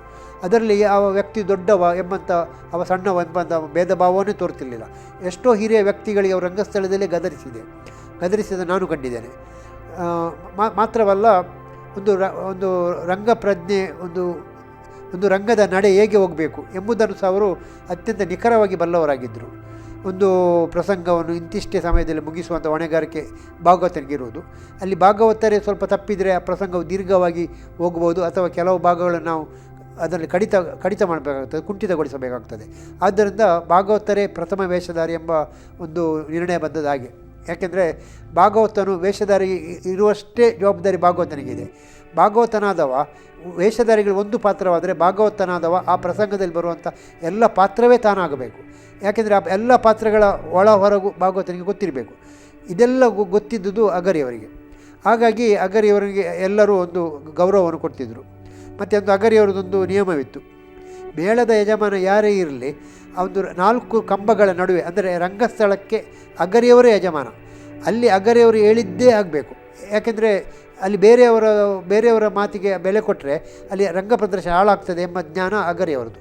ಹಾಗೆ ಈ ವಿಷಯದಲ್ಲಿ ಅವರು ಅತ್ಯಂತ ಕಟ್ಟುನಿಟ್ಟಾಗಿ ವ್ಯವಹರಿಸ್ತಿದ್ದರು. ಒಮ್ಮೆ ಈಗ ಯಾವುದೋ ಒಂದು ಮೇಳದಲ್ಲಿರುವಾಗ ಒಂದು ಕೌರವನ ಪಾತ್ರ ಮಾಡಿದಂಥ ಒಬ್ಬ ವೇಷಧಾರಿ ಮಾಮೂಲು ಪ್ರವೇಶ ಕೊಟ್ಟು ಬಲ್ಲಿರೇನೆ ಅಯೋಧ್ಯೆಗೆ ಯಾರು ಅಂತ ತಿಳಿದಿದ್ದೀನಿ ಅಂತ ಹೇಳಿದನಂತೆ. ಯಾಕೆಂದರೆ ಕೌರವನ ಪಾತ್ರಧಾರಿ ಹೇಳಬೇಕಾದ್ದು ಹಸ್ತಿನಾವತಿಗೆ ಯಾರು ಎಂಬುದಾಗಿ. ಆದರೆ ಅವರು ಅಯೋಧ್ಯೆಗೆ ಯಾರೆಂಬ ತಿಳಿದಿದ್ದೀರಿ ಎಂಬುದು ಕೆಂಡಮಂಡಲದ ಅಗರಿಯವರು ನಿನ್ನ ಅಪ್ಪ ಅಂತ ತಿಳಿದಿದ್ದೇನೆ, ಇಳಿಯೋ ಕೆಳಗೆ ರಂಗಸ್ಥಳದಿಂದ ಅಂತೇಳಿ ರಂಗಸ್ಥಳದಲ್ಲೇ ಅವರು ಅದನ್ನು ಖಂಡಿಸಿದ್ದಾರೆ. ಅಂದರೆ ಇಲ್ಲಿ ಅಬದ್ಧ ಮಾತನಾಡಿದರೆ ಅದರದ್ದು ಜವಾಬ್ದಾರಿ ಭಾಗವತರಿಗೆ ಬರ್ತದೆ. ಹಾಗಾಗಿ ಭಾಗವತರು ಅಂಥದ್ದನ್ನು ಸಹಿಸ್ತಿರಲೇ ಇಲ್ಲ. ಆಗ ಯಾರಾದರೂ ಉದ್ದ ಮಾತನಾಡಿದರೆ ಸಾಕು ನಿಲ್ಲಿಸು, ಇನ್ನೂ ಸಹ ವೇಷ ಬರಲಿಕ್ಕೆ ಉಂಟು ಅಂತೇಳಿ ಅವರಿಗೆ ಎಚ್ಚರಿಸ್ತಿದ್ದರು. ಅಂದರೆ ಅವರು ರಂಗಸ್ಥಳದ ಮಟ್ಟಿಗೆ ಅವರದ್ದೊಂದು ಕಟ್ಟುನಿಟ್ಟು ಶಿಸ್ತು. ಈ ಶಿಸ್ತಿದ್ದ ಕಾರಣವೇ ಆ ಕಾಲದಲ್ಲಿ ಅಗರಿಯವರಿಂದಾಗಿ ತುಂಬ ಕಲಾವಿದರು ಬೆಳೆದರು. ಸುರತ್ಕಲ್ ಮೇಳದಲ್ಲಿದ್ದಂಥ ಕಲಾವಿದರೆಲ್ಲ ಬೆಳೆದದ್ದು ಅಗರಿಯವರಿಂದಲೇ ಅಂತ ನಾವು ಹೇಳ್ಬೋದು. ಅಂದರೆ ಅಗರಿಯವರ ನಿರ್ದೇಶನದ ಛಾಯೆ ಅವರಲ್ಲಿ ಕಂಡಿತು. ಆ ಕಾಲದಲ್ಲಿ ನಾನು ಅಗರಿಯವರ ಭಾಗವತಿಗೆ ನಾನು ವೇಷ ಮಾಡಿದ್ದೇನೆ ಅಂತ ಹೇಳಿದರೆ ಅದೊಂದು ದೊಡ್ಡ ಸರ್ಟಿಫಿಕೇಟ್. ಯಾಕೆಂದರೆ ಒಬ್ಬ ಯಕ್ಷಗಾನದಲ್ಲಿ ಒಂದು ದೊಡ್ಡ ಸರ್ಟಿಫಿಕೇಟ್ ಗಳಿಸಿದ, ದೊಡ್ಡ ಅವನಿಗೆ ಗ್ರೇಡ್ ಸಿಕ್ಕಿತು ಅಂತೇಳಿ. ಅಗರಿಯವರ ಭಾಗವತಿಗೆ ನಾನು ವೇಷ ಮಾಡಿದ್ದೇನೆ ಎಂಬುದೊಂದು ಪ್ರತಿಷ್ಠೆಯ ವಿಷಯವಾಗಿತ್ತು. ಹಾಗಾಗಿ ಎಷ್ಟೋ ಕಲಾವಿದರು ಈ ಅಗರಿಯವರ ಗರಡಿಯಲ್ಲೇ ಪಳಗಿ ಅವರಿಂದಲೇ ಒಂದು ಉತ್ತುಂಗ ಸ್ಥಿತಿಗೆ ಬಂದವರು. ಮತ್ತು ಅಗರಿಯವರು ಯಾವುದೇ ಒಂದು ವಿಚಾರದಲ್ಲಿ ಅವರಲ್ಲಿ ಕಾಂಪ್ರಮೈಸ್ ಎಂಬುದಿರಲಿಲ್ಲ. ಅಂದರೆ ಒಂದು ರಂಗದ ಪ್ರಜ್ಞೆಯಲ್ಲಿ, ರಂಗವನ್ನು ನಡೆಸುವ ಧರ್ಮದಲ್ಲಿ ಯಾವುದೇ ಕಾಂಪ್ರಮೈಸ್ ಇಲ್ಲ. ಅದಕ್ಕೆ ಲೆಕ್ಕಾಚಾರ ಉಂಟು. ಆ ಲೆಕ್ಕಾಚಾರದ ಪ್ರಕಾರವೇ ಹೋಗಬೇಕು ಎಂಬಂಥ ನಿಲುವು ಅಗರಿಯವರದು. ಇವರು ಎಷ್ಟೋ ಆಶು ಕವಿತ್ವಗಳನ್ನು ಬರೆದಿದ್ದಾರೆ, ಎಷ್ಟೋ ಪ್ರಸಂಗಗಳನ್ನು ಬರೆದಿದ್ದಾರೆ. ಇದರಲ್ಲಿ ಪ್ರಕಟವಾದುದಕ್ಕಿಂತ ಹೆಚ್ಚು ಪ್ರಕಟವಾಗದಿರುವುದೇ ಹೆಚ್ಚು ಇರುವುದು. ಇವರು 1937ರಲ್ಲಿ ಕದ್ರಿ ಮೇಳದಲ್ಲಿ ಇರುವಂಥ ಸಂದರ್ಭ. ಅಂದರೆ ಇವರು ಆವಾಗ ತಿರುಗಾಟದ 2ನೇ ವರ್ಷ ಇವರಿಗೆ. ಆಗ ಸಾಧಾರಣ ಇವರಿಗೆ ಒಂದು 20-30 ವರ್ಷ ಆಗಿರ್ಬೋದು. ಒಂದು ಸಣ್ಣ ಪ್ರಾಯ ಆ ಕಾಲದಲ್ಲಿ, 2ನೇ ತಿರುಗಾಟ. ಕದ್ರಿ ಮೇಳದವರು ಒಂದು ನಿರಂತರ 22 ದಿನಗಳ ಕಾಲ ಮಹಾಭಾರತ ಯಕ್ಷಗಾನ ಆಡಿಸಬೇಕು ಎಂಬಂಥ ಅವರಿಗೆ ಒಂದು ಆಹ್ವಾನ ಬಂತು. ಇವರು ಕದ್ರಿ ಮೇಳದ ಯಜಮಾನರು ಒಪ್ಪಿಯೂ ಬಿಟ್ಟರು 22 ದಿನಗಳ ಕಾಲ ಮಹಾಭಾರತ. ಆದರೆ ಅವರು ಯಜಮಾನರು ಆಲೋಚಿಸಿರಲಿಲ್ಲ, 22 ದಿನಗಳ ಕಾಲ ಮಹಾಭಾರತಕ್ಕೆ ಪುಸ್ತಕ ಇರಲಿಲ್ಲ. ಯಾಕೆಂದರೆ ಪ್ರಸಂಗ ಪುಸ್ತಕ ಬೇಕಲ್ಲ. ಆ ಪ್ರಸಂಗ ಪುಸ್ತಕವಿಲ್ಲದೆ ಮಹಾಭಾರತವನ್ನು ಹೇಗೆ ಪ್ರಸ್ತುತಪಡಿಸುವುದು? ಕೊನೆಗೆ ಏನು ಮಾಡೋದು ಅಂತೇಳಿ ಆವಾಗ ಅಗರಿಯವರು ಭಾಗವತರು ಅಗರಿಯವರಲ್ಲಿ ಕೇಳಿದರು ಏನು ಮಾಡೋದು ಅಂತೇಳಿ. ಅದಕ್ಕೆ ಅಗರಿಯವರು, ನನಗೆ ಅದು ಮಹಾಭಾರತದಲ್ಲಿ ಬರುವಂಥ ಕ್ರಮಾನುಗತವಾದಂಥ ಕಥೆಯನ್ನು ಯಾರಾದರೂ ಕೊಟ್ಟರೆ ನಾನು ಪದ್ಯ ರಚಿಸಿ 22 ದಿನಗಳ ಕಾಲ ನಾನು ಅದನ್ನು ಮುಂದುವರಿಸ್ಕೊಂಡು ಹೋಗ್ತೇನೆ ಅಂತೇಳಿ. ಆವಾಗ ಆ ದಿವಸ ಯಕ್ಷಗಾನ ನೋಡಲಿಕ್ಕೆ ಬಂದವರು ಅಗರಿಯವರ ಸಂಬಂಧಿಗಳು ಉಪ್ಪರ ವೆಂಕಟರಮಣ ಭಟ್ರ ಎಂಬುದೊಬ್ಬರು ಇದ್ದರು. ಅವರಲ್ಲಿ ತುರಂಗ ಭಾರತ ಎಂಬಂಥ ಒಂದು ಗ್ರಂಥ ಇತ್ತು. ಹಾಗೆ ಆ ತುರಂಗ ಭಾರತವನ್ನು ಅಗರಿಯವರಿಗೆ ನೀಡಿದರು. ಅಗರಿಯವರು ಅದನ್ನು ಓದಿ ಪ್ರತಿಯೊಂದು ದಿವಸಕ್ಕೆ ಬೇಕಾದಷ್ಟು ಅಷ್ಟನ್ನು ಹೋಮ್ವರ್ಕ್ ಮಾಡಿ, ಅಂದರೆ ಒಂದು ದಿವಸಕ್ಕೆ ಒಂದು ರಾತ್ರಿಗೆ ಒಂದು ಕತೆ ಇಷ್ಟು ಹೋಗಬೇಕು ಹಾಗೆಂತೇಳಿ ಅಷ್ಟನ್ನು ಸಿದ್ಧಪಡಿಸಿ ರಂಗಸ್ಥಳದಲ್ಲೇ ಕುಳಿತು ರಂಗಸ್ಥಳದಲ್ಲೇ ಪದ್ಯವನ್ನು ರಚಿಸಿ ರಾತ್ರಿ ಇಡೀ ಒಂದು ಪ್ರಸಂಗ, ಹೀಗೆ 22 ದಿವಸಗಳ ಕಾಲ ಅವರು ಮಹಾಭಾರತ ಪ್ರಸಂಗವನ್ನು ಪ್ರಸ್ತುತಪಡಿಸಿದರು. ಆದರೆ ಒಂದು ದೌರ್ಭಾಗ್ಯ ಅಂತೇಳಿದರೆ, ಅಂದು ಅವರು ರಚಿಸಿದ್ದು ಆಶು ಕವಿತವಾದ ಕಾರಣ ಆ ಪ್ರಸಂಗಗಳು ಯಾವುದು ಪಠ್ಯ ರೂಪದಲ್ಲಿ ಬರಲಿಲ್ಲ. ಹಾಗೂ ಅದನ್ನು ದಾಖಲಾಗುವಂಥ ಕಾರ್ಯಕ್ರಮವಾಗಲಿಲ್ಲ. ಹಾಗಾಗಿ ನಮಗೆ 22 ಒಂದು ಪ್ರಸಂಗಗಳೇ ನಮ್ಮ ಕೈಯಿಂದ ತಪ್ಪಿ ಹೋಯಿತು.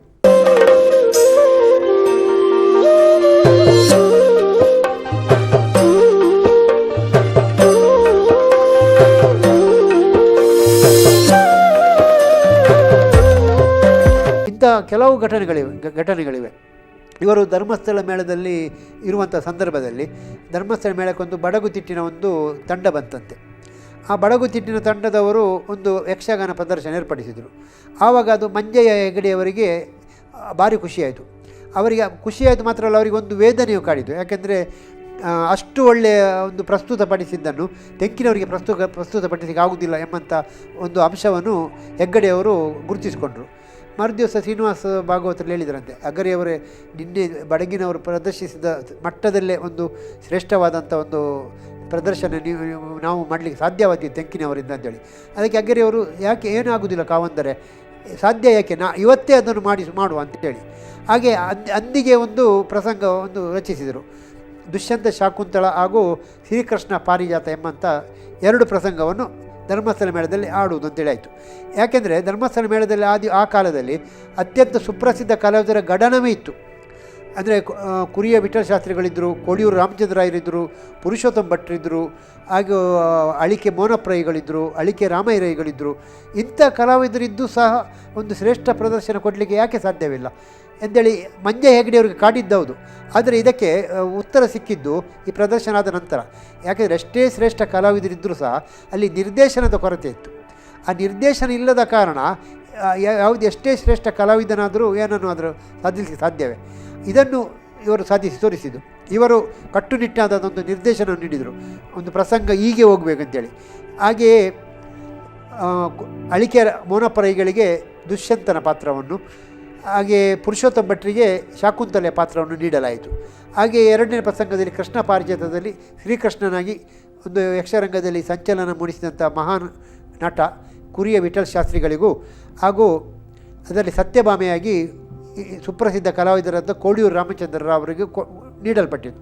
ಹಾಗೆ ಉಳಿದ ಕಲಾವಿದರಿಗೆ ಉಳಿದ ಪಾತ್ರಗಳೆಲ್ಲ ಹಂಚಿ ಆ ದಿವಸದ ಒಂದು ಪ್ರದರ್ಶನ ಕಂಡು ಸ್ವತಃ ಮಂಜಯ್ಯ ಹೆಗಡೆಯವರು ಬೆಳಿಗ್ಗೆ ತನಕ ಕುಳಿತು ನೋಡಿ ಅಗ್ಗರಿಯವರನ್ನು ಕರೆದು ಎಲ್ಲ ಕಲಾವಿದರಿಗೆ ಸನ್ಮಾನಿಸಿದರಂತೆ. ಇಂತಹ ಒಂದು ಪ್ರದರ್ಶನ ನಾನು ನೋಡಲಿಲ್ಲ ಅಂತೇಳಿ. ಅಂದರೆ ಪ್ರದರ್ಶನ ಅಲ್ಲಿ ಕೊಡಬಲ್ಲಂಥ ಕಲಾವಿದರಿದ್ದರು, ಆದರೆ ಆ ಪ್ರದರ್ಶನಕ್ಕೊಂದು ನಿರ್ದೇಶನ ಇರಲಿಲ್ಲ. ಆ ನಿರ್ದೇಶನ ನೀಡಿದ್ದು ಅಗ್ಗರಿಯವರು. ಹಾಗೆ ಅಗರಿಯವರು ಇಂತಹ ನಿರ್ದೇಶನ ನೀಡಿಯೇ ಎಷ್ಟೋ ಪ್ರಸಂಗಗಳನ್ನು ಇವರು ಸಫಲತೆ ದಾರಿಗೆ ಕೊಂಡೋದವರು. ಇವರು ಸುರತ್ಕಲ್ ಮೇಳದಲ್ಲಿರುವಾಗಂತೂ ಇವರು ನೀಡಿದಂಥ ನಿರ್ದೇಶನ ಕಂಡು ಯಕ್ಷಗಾನಕ್ಕೊಬ್ಬ ನಿರ್ದೇಶಕ ಬೇಕು ಎಂಬಂಥ ಕೂಗು ಪ್ರಬಲವಾದದ್ದು ಆ ಕಾಲದಲ್ಲೇ. ಅಂದರೆ ಭಾಗವತನೇ ನಿರ್ದೇಶಕ ಇದು ಖಂಡಿತವಾಗಿ, ಆದರೆ ಎಲ್ಲ ಭಾಗವತರು ಇದನ್ನು ನಿಭಾಯಿಸಲು ಶಕ್ತರೇ ಎಂಬಂಥ ಪ್ರಶ್ನೆ ಆ ಕಾಲದಲ್ಲಿ ಹುಟ್ಟಿತ್ತು. ಅದಕ್ಕಾಗಿ ಯಕ್ಷಗಾನದಲ್ಲಿಂದು ನಿರ್ದೇಶಕ ಬೇಕು ಅಂದರೆ ಅದು ಹುಟ್ಟಿದ್ದು ಅಗರಿಯವರು ನೀಡಿದಂಥ ನಿರ್ದೇಶನದಿಂದಾಗಿ. ಯಾಕೆಂದರೆ ಅಗರಿಯವರು ಯಾವುದು ಇದ್ದಾರೋ ಆ ದಿವಸದ ಯಾವುದೇ ಪ್ರಸಂಗವಾದರೂ ಯಶಸ್ವಿ ಎಂಬುದು ಆ ಕಾಲದಲ್ಲಿ ಬಂದಂಥ ಒಂದು ಸಿದ್ಧಾಂತವಾಗಿತ್ತು. ಹಾಗೆಯೇ ಅಗರಿಯವರು ಎಷ್ಟೋ ಪ್ರಸಂಗಗಳನ್ನು ಬರೆದರು, ಎಷ್ಟೋ ಪ್ರಸಂಗಗಳನ್ನು ನಿರ್ದೇಶಿಸಿದರು, ಎಷ್ಟೋ ಪ್ರಸಂಗಗಳ ಒಂದು ಪ್ರದರ್ಶನಕ್ಕೆ ಇವರು ಅಣಿ ಮಾಡಿಕೊಟ್ರು. ಅಷ್ಟು ಮಾತ್ರವಲ್ಲ, ಅಗರಿಯವರಿಗೊಂದು ಕತೆ ಹೇಳಿದರೆ ಸಾಕು, ಆ ಕಥೆಯನ್ನು ಒಂದು ಯಕ್ಷಗಾನಕ್ಕೆ ಅದನ್ನು ಪ್ರಸಂಗ ರೂಪದಲ್ಲಿ ಅಳವಡಿಸ್ತಿದ್ರು. ಒಮ್ಮೆ ನಾಟಕದಲ್ಲಿ ಬರುವಂಥ ಒಂದು ಪ್ರಸಂಗ ಉಷಾ ಪರಿಣಯ. ಅದು ನಿಜವಾಗಿ ಉಷಾ ಪರಿಣಯ ಪ್ರಸಂಗ ಯಕ್ಷಗಾನಕ್ಕೆ ಬಂದಿರಲಿಲ್ಲ, ಆದರೆ ನಾಟಕ ರಂಗದಲ್ಲಿ ತುಂಬ ಪ್ರಚಲಿತವಿತ್ತು. ಯಾಕೆಂದರೆ ಬಾಣಾಸುರನ ಮಗಳಾದಂಥ ಉಷಾ ಹಾಗೂ ಅನಿರುದ್ಧನ ಒಂದು ಪ್ರೇಮ ಕಥೆ ಬರುವಂಥದ್ದು ಇದು ನಾಟಕ ರಂಗದಲ್ಲಿ ಇದು ಅತ್ಯಂತ ಪ್ರಸಿದ್ಧಿ. ಆದರೆ ಅದು ಯಕ್ಷಗಾನಕ್ಕೆ ಬಂದಿರಲಿಲ್ಲ. ಒಮ್ಮೆ ಇವರು ನಾಟಕ ರಂಗದ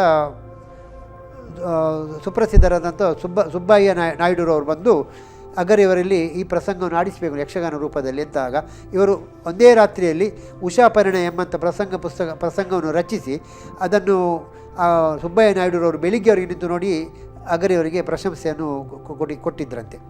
ಹೀಗೆ ಇವರಿಗೊಂದು ಯಾವುದಾದ್ರು ಕತೆ ಕೊಟ್ಟು, ಈಗ ತುಳುನಾಡ ಸಿರಿ ಆ ಕಾಲದಲ್ಲಿ ತುಳುನಾಡ ಸಿರಿ ಆಡಿಸಬೇಕು, ತುಳು ಪ್ರಸಂಗ ಆಡಿಸಬೇಕು ಎಂಬಂಥ ಒಂದು ಇಚ್ಛೆ ವರದರಾಯ ಪೈಗಳಿಗೆ ಮೂಡಿದಾಗ ಅಗರಿಯವರು ತಿಳಿಸಿದರು. ಅವರು ರಾತ್ರಿಯಲ್ಲಿ ತುಳುನಾಡ ಸಿರಿಯ ಪುಸ್ತಕವನ್ನು ಒಂದು ಪ್ರಸಂಗವನ್ನು ರಚಿಸಿದರು. ಇದರಲ್ಲಿ ಶೇಣಿ ಗೋಪಾಲಕೃಷ್ಣ ಭಟ್ರು ಇವರಿಗೆ ತುಂಬ, ಹಾಗೆ ರಾಮದಾಸ್ ಸಾಮಗ್ರು ತುಂಬ ಇವರಿಗೆ ಸಹಾಯ ಮಾಡಿದ್ದಾರೆ. ಯಾಕೆಂದರೆ ಆ ಕತೆ ಹೇಗೆ, ಆ ಕಥೆಯ ಓಟ ಹೇಗೆ, ಕಥೆಯ ನಡೆ ಹೇಗೆ ಎಂಬ ಕುರಿತು ಅವರ ಸಲಹೆ ಪಡೆದು ಅಗರಿ ಶ್ರೀನಿವಾಸ ಭಾಗವತರು ತುಳುನಾಡ ಸಿರಿ ಕಥೆಯನ್ನು ರಚಿಸಿದ್ದಾರೆ. ಹಾಗೆ ಇಂಥದ್ದು ತುಂಬ ಪ್ರಸಂಗಗಳನ್ನು ರಚಿಸಿದ್ದಾರೆ. ಹೀಗೆ ಅಗರಿಯವರ ಪ್ರತಿಭೆಯ ಬಗ್ಗೆ ಯಾರದ್ದು ಆಕ್ಷೇಪವಿಲ್ಲ, ಹಾಗೂ ಇದಕ್ಕೆ ಎರಡು ಮಾತು ಇಲ್ಲ. ಇವರು ಎಷ್ಟೋ ಪ್ರಸಂಗವನ್ನು ರಚಿಸಿದರು ಸಹ, ತುಳುನಾಡ ಸಿರಿ ಅಂತ ಕೋಟಿ ಚೆನ್ನೈಯಾದಂಥ ಒಂದು ತುಳು ಪ್ರಸಂಗಗಳನ್ನು ರಚಿಸಿದರು. ಇವರು ತುಳು ಪ್ರಸಂಗಗಳಿಗೆ ಪದ್ಯವನ್ನೇ ಹೇಳ್ತಿರಲಿಲ್ಲ. ಯಾಕೆಂದರೆ ನಾನು ತುಳು ಪ್ರಸಂಗದಲ್ಲಿ ಪದ್ಯ ಹೇಳುವವನೇ ಅಲ್ಲ ಎಂಬಂಥ ಒಂದು ಸಿದ್ಧಾಂತಕ್ಕೆ ಕಟ್ಟು ಬಿದ್ದವರು. ಪ್ರಸಂಗ ರಚಿಸಿದ್ದಾರೆ, ಆದರೆ ಪದ್ಯ ಹೇಳ್ತಿರಲಿಲ್ಲ. ಆ ಕಾಲದಲ್ಲಿ ಸುರತ್ಕಲ್ ಮೇಳದಲ್ಲಿ ಇವರ ಸುಪುತ್ರರಾದಂಥ ಅಗರಿ ರಘುರಾಮ ಭಾಗವತರು ಇದ್ದ ಕಾರಣ ಇವರು ತುಳು ಪ್ರಸಂಗ ಆದ ಕೂಡಲೇ ಅಗರಿ ರಘುರಾಮರ ಭಾಗವತರಿಗೆ ಪದ್ಯ ಹೇಳಲಿಕ್ಕೆ ಬಿಡ್ತಿದ್ರು. ಅಂದರೆ ಇವರು ಪದ್ಯ ಹೇಳ್ತಿರಲಿಲ್ಲ. ಬಹುಶಃ ಅವರಿಗೆ ತುಳು ಪ್ರಸಂಗಗಳು ಯಕ್ಷಗಾನಕ್ಕೆ ಸೂಕ್ತವಲ್ಲ ಎಂಬ ಅಭಿಪ್ರಾಯ ಬಂದಿರ್ಬೋದೇನೋ. ಹಾಗೆಯೇ ಒಮ್ಮೆ ಸುರತ್ಕಲ್ ಮೇಳದಲ್ಲಿರುವಾಗ ಶ್ರೀ ಕ್ಷೇತ್ರ ಕಟೀಲಿನಲ್ಲಿ ತುಳುನಾಡ ಸಿರಿ ಪ್ರಸಂಗ. ಹಾಗೆ ಗೋಪಾಲಕೃಷ್ಣ ಅಸ್ರಣ್ಣರಲ್ಲಿ ಈಗ ಇವರು ಮಾತನಾಡ್ತಾ ಇರುವಾಗ ಗೋಪಾಲಕೃಷ್ಣ ಅಸ್ರಣ್ಣರು ಭಾಗವತರೇ, ಇವತ್ತು ನೀವು ಪದ್ಯ ಭಾಗವತಿಗೆ ಮಾಡಬೇಕು. ಅದಕ್ಕೆ ಇಲ್ಲ ಗುರುಗಳೇ, ನಾನು ಇವತ್ತು ಆಡುವುದಿಲ್ಲ, ಯಾಕೆಂದರೆ ತುಳು ಪ್ರಸಂಗದಲ್ಲಿ ನಾನು ಆಡುವುದಿಲ್ಲ ಎಂಬಂಥ ಒಂದು ಕಟ್ಟಿಗೆ ನಾನು ಒಳಪಟ್ಟವ ಅಂತ ಹೇಳಿದರು. ಆದರೂ ಅಸ್ರಣ್ಣರು ಆಡಲೇಬೇಕಂತೇಳಿ ಇವರಿಗೆ ದ್ವಂದ್ವ ಆಯಿತು. ಯಾಕೆಂದರೆ ಅಸ್ರಣರ ಮೇಲೆ ಅಪಾರ ಗೌರವ, ಹಾಗೆಯೇ ಅಸ್ರಣರಿಗೂ ಅಗರಿಯವರ ಮೇಲೆ ಅಪಾರ ಗೌರವ ಆಗಿರುವಾಗ ಇವರ ಆಶೆಯನ್ನು ನಾನು ಈಡೇರಿಸಿದಲ್ಲಿ ನಾನು ನಂಬಿಕೊಂಡು ಬಂದಂಥ ಸಿದ್ಧಾಂತವನ್ನು ಮುರಿದಾಗೆ ಆಗ್ತದೆ. ಆದರೆ ಇವರು ಏನು ಮಾತನಾಡಿಲ್ಲ. ಅಷ್ಟರಲ್ಲಿ ಇವರು ಮಾತನಾಡ್ತಿರೋ ಸಂದರ್ಭದಲ್ಲೇ ಕಟೀಲಿನಲ್ಲಿ ಕರೆಂಟ್ ಹೋಯ್ತಂತೆ. ಇಡೀ ಕಟೀಲು ಅಂಧಕಾರದಲ್ಲಿ ಮುಳುಗಿದು, ಕರೆಂಟ್ ಇಲ್ಲ. ಎಷ್ಟು ಹೊತ್ತಾದರೂ ಕರೆಂಟ್ ಬರಲಿಲ್ಲ. ಆವಾಗ ಅಸ್ರಣ್ಣರು ಹೇಳಿದ್ರಂತೆ, ಅಗರಿಯವರೇ, ನೀವು ಒಂದು ಇದು ಮಾಡಿ, ಇಲ್ಲಿ ಕಟೀಲ್ ದೇವಿಯ ದೇವಸ್ಥಾನ ಸನ್ನಿಧಿಯಲ್ಲಿ ಬಂದಿದ್ದೀರಿ, ಇನ್ನೂ ನಾನು ಪದ್ಯ ಹೇಳ್ತೇನೆ ಅಂತೇಳಿ ನೀವು ಇಲ್ಲಿ ಮಾತು ಹೇಳಿದರೆ ಕೂಡಲೇ ಕರೆಂಟ್ ಬರ್ತದೆ, ಆ ಮಾತೊಂದು ನೀವು ಹೇಳಿ ಅಂತ ಹೇಳಿದ್ರಂತೆ. ಅಷ್ಟಾಗ ಅವರು ಹೇಳುವಷ್ಟರಲ್ಲಿ ಕರೆಂಟು ಬಂದಾಯಿತು. ಹಾಗೆ ಇವರಿಗೇನು ದೇವರ ಮೇಲೆ ಭಕ್ತಿ ಬಂದು ಅಂದು ಅವರು ಅಸ್ರಣರ ಒತ್ತಾಯಕ್ಕೆ ಕಟ್ಟುಬಿದ್ದು ತುಳುನಾಡ ಸಿರಿ ತುಳು ಪ್ರಸಂಗದಲ್ಲಿ ಅವರು ಪದ್ಯವನ್ನು ಹೇಳಿದರು. ಹಾಗೆಯೇ ಇವರು ಆ ಕಾಲದ ಸುಪ್ರಸಿದ್ಧ ಭಾಗವತರಾದಂಥ ಪುತ್ತಿಗೆ ರಾಮಕೃಷ್ಣ ಜೋಯಿಸ ಹಾಗೂ ಹಿರಿಯ ಬಲಿಪರು, ಹಾಗೆ ಇವರೆಲ್ಲರ ಒಡನಾಟವನ್ನು ಹೊಂದಿದವರು.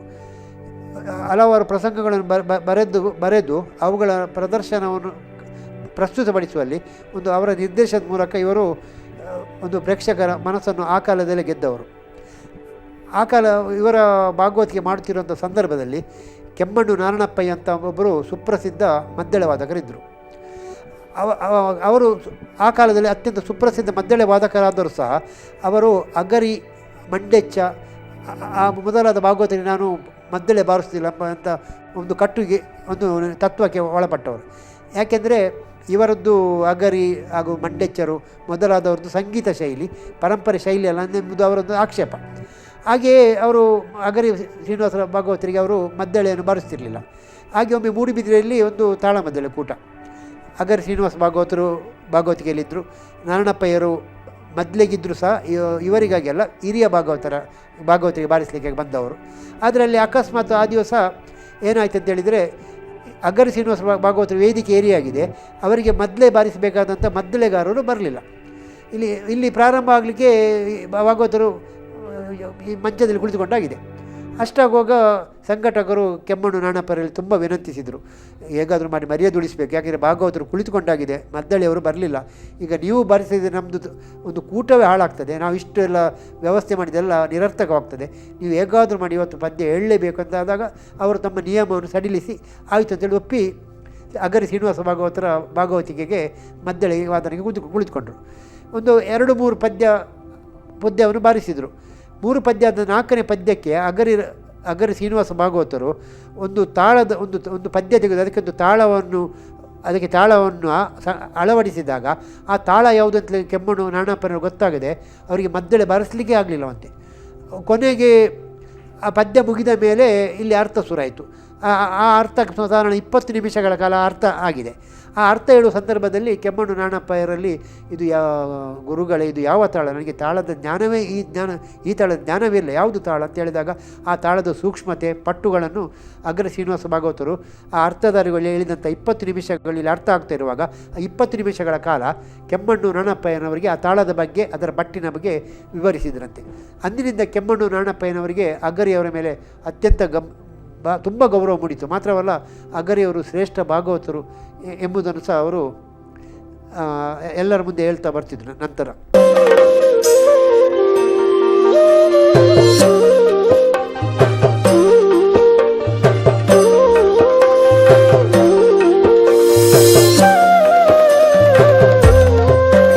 ರಂಗಸ್ಥಳದಲ್ಲಿ ಅತ್ಯಂತ ಶಿಸ್ತನ್ನು ತೋರ್ಪಡಿಸಿದಂಥ ಅಗರಿಯವರು ಈ ಶಿಸ್ತು ಮೀರಿದ ಕಲಾವಿದರನ್ನು ಯಾವಾಗಲೂ ಅವರನ್ನು ಗಣನೆಗೆ ತೆಗೆದುಕೊಳ್ತಿರಲಿಲ್ಲ. ಕಲಾವಿದ ಎಷ್ಟೇ ದೊಡ್ಡವನಿರಲಿ ಅವ ಶಿಸ್ತಿಗೆ ಒಳಪಟ್ಟು ರಂಗದ ನಡೆಯಲಿದ್ದರೆ ಮಾತ್ರ ನಾನು ಅವನಿಗೆ ಮಾನ್ಯತೆ ನೀಡುವುದು ಎಂಬುದು ಅಗರಿಯವರ ನಿಲುವಾಗಿತ್ತು. ಅಗರಿಯವರೊಂದಿಗೆ ಅಗರಿಯವರ ಕೊನೆಗಾಲದಲ್ಲಿ ನನಗೆ ಅವರ ಒಡನಾಟ ಇತ್ತು, ಅಂದರೆ ಮಾತನಾಡುತ್ತಾ.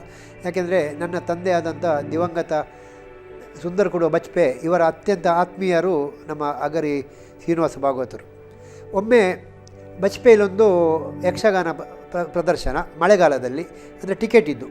ಬಚ್ಪೆ ದೇರಣ್ಣ ಎಂಬ ಯಕ್ಷಗಾನ ಕಲಾವಿದರು ಬಪ್ಪನಾಡು ಕ್ಷೇತ್ರ ಮಹಾತ್ಮೆ ಎಂಬಂಥ ಒಂದು ಪ್ರಸಂಗವನ್ನು ಒಂದು ಟಿಕೆಟಿನ ಪ್ರದರ್ಶನ ಏರ್ಪಡಿಸಿದರು.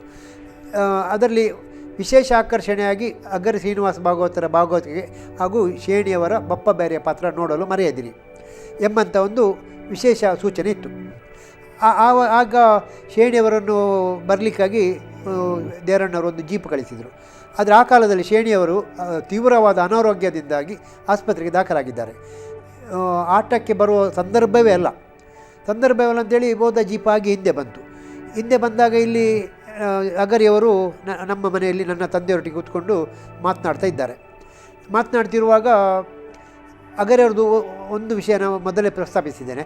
ಅಗರಿಯವರು ಶೇಣಿಯವರ ಬಪ್ಪ ಬ್ಯಾರಿ ಹೊರತುಪಡಿಸಿದರೆ ಬೇರೆ ಯಾರದ್ದೇ ಬಪ್ಪ ಬ್ಯಾರಿ ಆದರೆ ಅದಕ್ಕೆ ಅವರು ಪದ್ಯ ಹೇಳ್ತಿರಲಿಲ್ಲ. ಇದೊಂದು ಅವರ ನಿಯಮ.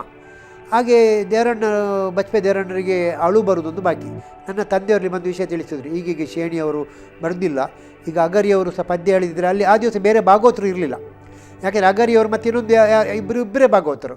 ಹಾಗೆ ಅಗರಿಯವರು ಪದ್ಯ ಹೇಳದಿದ್ದರೆ ನನಗೆ ಇವತ್ತು ನನ್ನ ಮರ್ಯಾದೆ ಹೋಗೋದು ಖಚಿತ ಅಂತೇಳಿದ್ದು ನಮ್ಮ ತಂದೆಯವರಲ್ಲಿ ಬಂದಂಥ ದೇವರಣ್ಣವರು ಹೇಗಾದರೂ ಮಾಡಿ ಅಗರಿಯವ್ರನ್ನ ಒಪ್ಪಿಸಬೇಕು ಅಂತೇಳಿ. ಹಾಗೆ ನಮ್ಮ ತಂದೆಯವರು ಹೀಗೆ ಒಮ್ಮೆಲೆ ಹೇಳಲಿಕ್ಕಾಗೋದಿಲ್ಲ, ಯಾಕೆಂದರೆ ಅಗರಿಯವರಿಗೆ ಸಿಟ್ಟು ಬರುವಂಥ ಸಂಭವ. ಹಾಗೆ ಮಾತನಾಡ್ತಾ ಮೆಲ್ಲ ಈ ವಿಷಯವನ್ನು ತಿಳಿಸುವಾಗ ಅಗರಿಯವರು ಒಂದೇ ಮಾತು, ಇಲ್ಲ ನಾನು ಪದ್ಯ ಹೇಳುವುದಿಲ್ಲ, ಯಾಕೆ ಶೇಣಿಯವರು ಬಪ್ಪ ಬ್ಯಾರಿ ಇದ್ದಾರೆ ಅಂತ ಹೇಳಿದ್ದಕ್ಕೆ ನಾನು ಒಪ್ಪಿದ್ದು. ಶೇಣಿಯವರು ಬಪ್ಪ ಬ್ಯಾರಿ ಇಲ್ಲದಿದ್ದಲ್ಲಿ ನಂದು ಪದ್ಯ ಇಲ್ಲ ಅಂತೇಳಿ. ಕೊನೆಗೆ ಏನು ಮಾಡೋದು, ಬೇರೆ ಭಾಗವತರು ಇಲ್ಲ. ಅಷ್ಟೊಗಲ್ಲಿ ಕರ್ನೂರು ಕೊರಗಪ್ರೆ ಕದ್ರಿ ಮೇಳದ ವ್ಯವಸ್ಥಾಪಕರು ಅವರು ಒಂದು ಯಕ್ಷಗಾನ ಪ್ರದರ್ಶನ ನೋಡಲಿಕ್ಕಾಗಿ ಬಾಂಬೆಯಿಂದ ಬಂದವರು ನೇರವಾಗಿ ಬಚ್ಚಪೆಗೆ ಬಂದರು. ಕರ್ನೂರು ಕೊರಗಪ್ರೆ ನನ್ನ ಒಂದು ಉತ್ತಮ ಸ್ನೇಹಿತರು. ಹಾಗೆ ಅವರು ಬಂದಾಗ ನಾನು ದೇವರಣ್ಣರು ಹೇಳಿದೆ, ಕರ್ನೂರು ಕೊರಗಪ್ರೆ ಬಂದಿದ್ದಾರೆ, ಅವರನ್ನು ಬೇಕಾದ್ರೆ ಭಾಗವತಿಗೆ ಒಪ್ಪಿಸುವ ಅಂತೇಳಿ. ಹಾಗೆ ಕರ್ನೂರು ಕೊರಗಪ್ರೆ ಹೇಳುವಾಗ ಅವರು ಆಯಿತು ಭಾಗವತಿಗೆ ಮಾಡ್ತೇನೆ ಅಂತ ಒಪ್ಪಿದರು. ಕೊನೆಗೆ ನನ್ನ ತಂದೆ ಒಂದು ಪಂಚಾಯತಿಗೆ ಮಾಡಿದರು ಅಗರಿ ಶ್ರೀನಿವಾಸರ ಭಾಗವತರಲ್ಲಿ ನೀವು ಬಪ್ಪ ಬ್ಯಾರಿ ಕುಳಿತುಕೊಳ್ಳುವವರೆಗೆ ನೀವು ಪದ್ಯ ಹೇಳಬೇಕು, ಬಪ್ಪ ಬ್ಯಾರಿ ಬಂದ ಮೇಲೆ ಬೇಕಾದ್ರೆ ನೀವು ಪದ್ಯ ಹೇಳಬೇಡಿ ಅಂತ ಹೇಳಿದ್ರು. ಇಲ್ಲ, ಇವ್ರದ್ದು ಒಂದೇ, ಇಲ್ಲ ನಾನು ಆ ಪ್ರಸಂಗದಲ್ಲಿ ಪದ್ಯ ಹೇಳಬೇಕಾದ್ರೆ ಶೇಣಿಯವರು ಬಪ್ಪ ಬ್ಯಾರಿ ಆದರೆ ಮಾತ್ರ ಅಂತೇಳಿ. ಕೊನೆಗೆ ನನ್ನ ತಂದೆಯವರು ಅವರನ್ನು ಓಲೈಸಿ ಕೊನೆಗೆ ಒಂದು ಸೂಚನೆ ಕೊಟ್ಟರು ಅಗರಿ ಶ್ರೀನಿವಾಸ ಭಾಗವತರು. ಆಯಿತು, ಹಾಗಾದರೆ ಶೇಣಿಯವರ ಪ್ರವೇಶದವರೆಗೆ ನಾನು ಪದ್ಯ ಹೇಳ್ತೇನೆ, ಆದರೆ ನಂತರ ಪದ್ಯ ಹೇಳಬೇಕಾದ್ರೆ ಅಲ್ಲಿ ಬಪ್ಪ ಬ್ಯಾರಿ ಮಾಡುವವರು ಶಿವರಾಮ್ ಜೋಗಿ ಆಗಬೇಕು, ಬೇರೆಯವ್ರದ್ದು ಬಪ್ಪ ಬೇರೆ ಆದರೆ ನಾನು ಪದ್ಯವೇ ಹೇಳುವುದಿಲ್ಲ ಅಂತೇಳಿ. ಅಂದರೆ ಶಿವರಾಮ್ ಜೋಗಿಯವರು ಶೇಣಿಯವರು ಇದ್ದ ಕಾಲದಲ್ಲಿ ಸುರತ್ಕಲ್ ಮೇಳದಲ್ಲಿ ವಿಜೃಂಭಿಸಿದವರು. ಶೇಣಿಯವರು ರಜೆ ಹಾಕಿದ ಕಾಲಕ್ಕೆ ಆ ಪಾತ್ರವನ್ನು ನಿರ್ವಹಿಸಿದ್ದು ಶಿವರಾಮ್ ಜೋಗಿ, ಅದು ಅಗರಿಯವರಿಗೂ ತಿಳಿದಿತ್ತು. ಹಾಗಾಗಿ ಅದಕ್ಕೆ ಬಪ್ಪ ಬ್ಯಾರಿ ಪಾತ್ರಕ್ಕೆ ಒಂದು ನ್ಯಾಯ ಕೊಡಲಿಕ್ಕೆ ಸಾಧ್ಯ ಉಂಟಂತಾದರೆ ಶಿವರಾಮ್ ಜೋಗಿ ಹೀಗೆ ಅಂತೇಳಿ ಅವರು ತಿಳಿದುಕೊಂಡಿದ್ದರು. ಹಾಗೆ ಶಿವರಾಮ್ ಜೋಗಿ ಪುಣ್ಯಕ್ಕೆ ಆ ದಿವಸ ಅವರು ಕಲಾವಿದರಾಗಿದ್ದರು.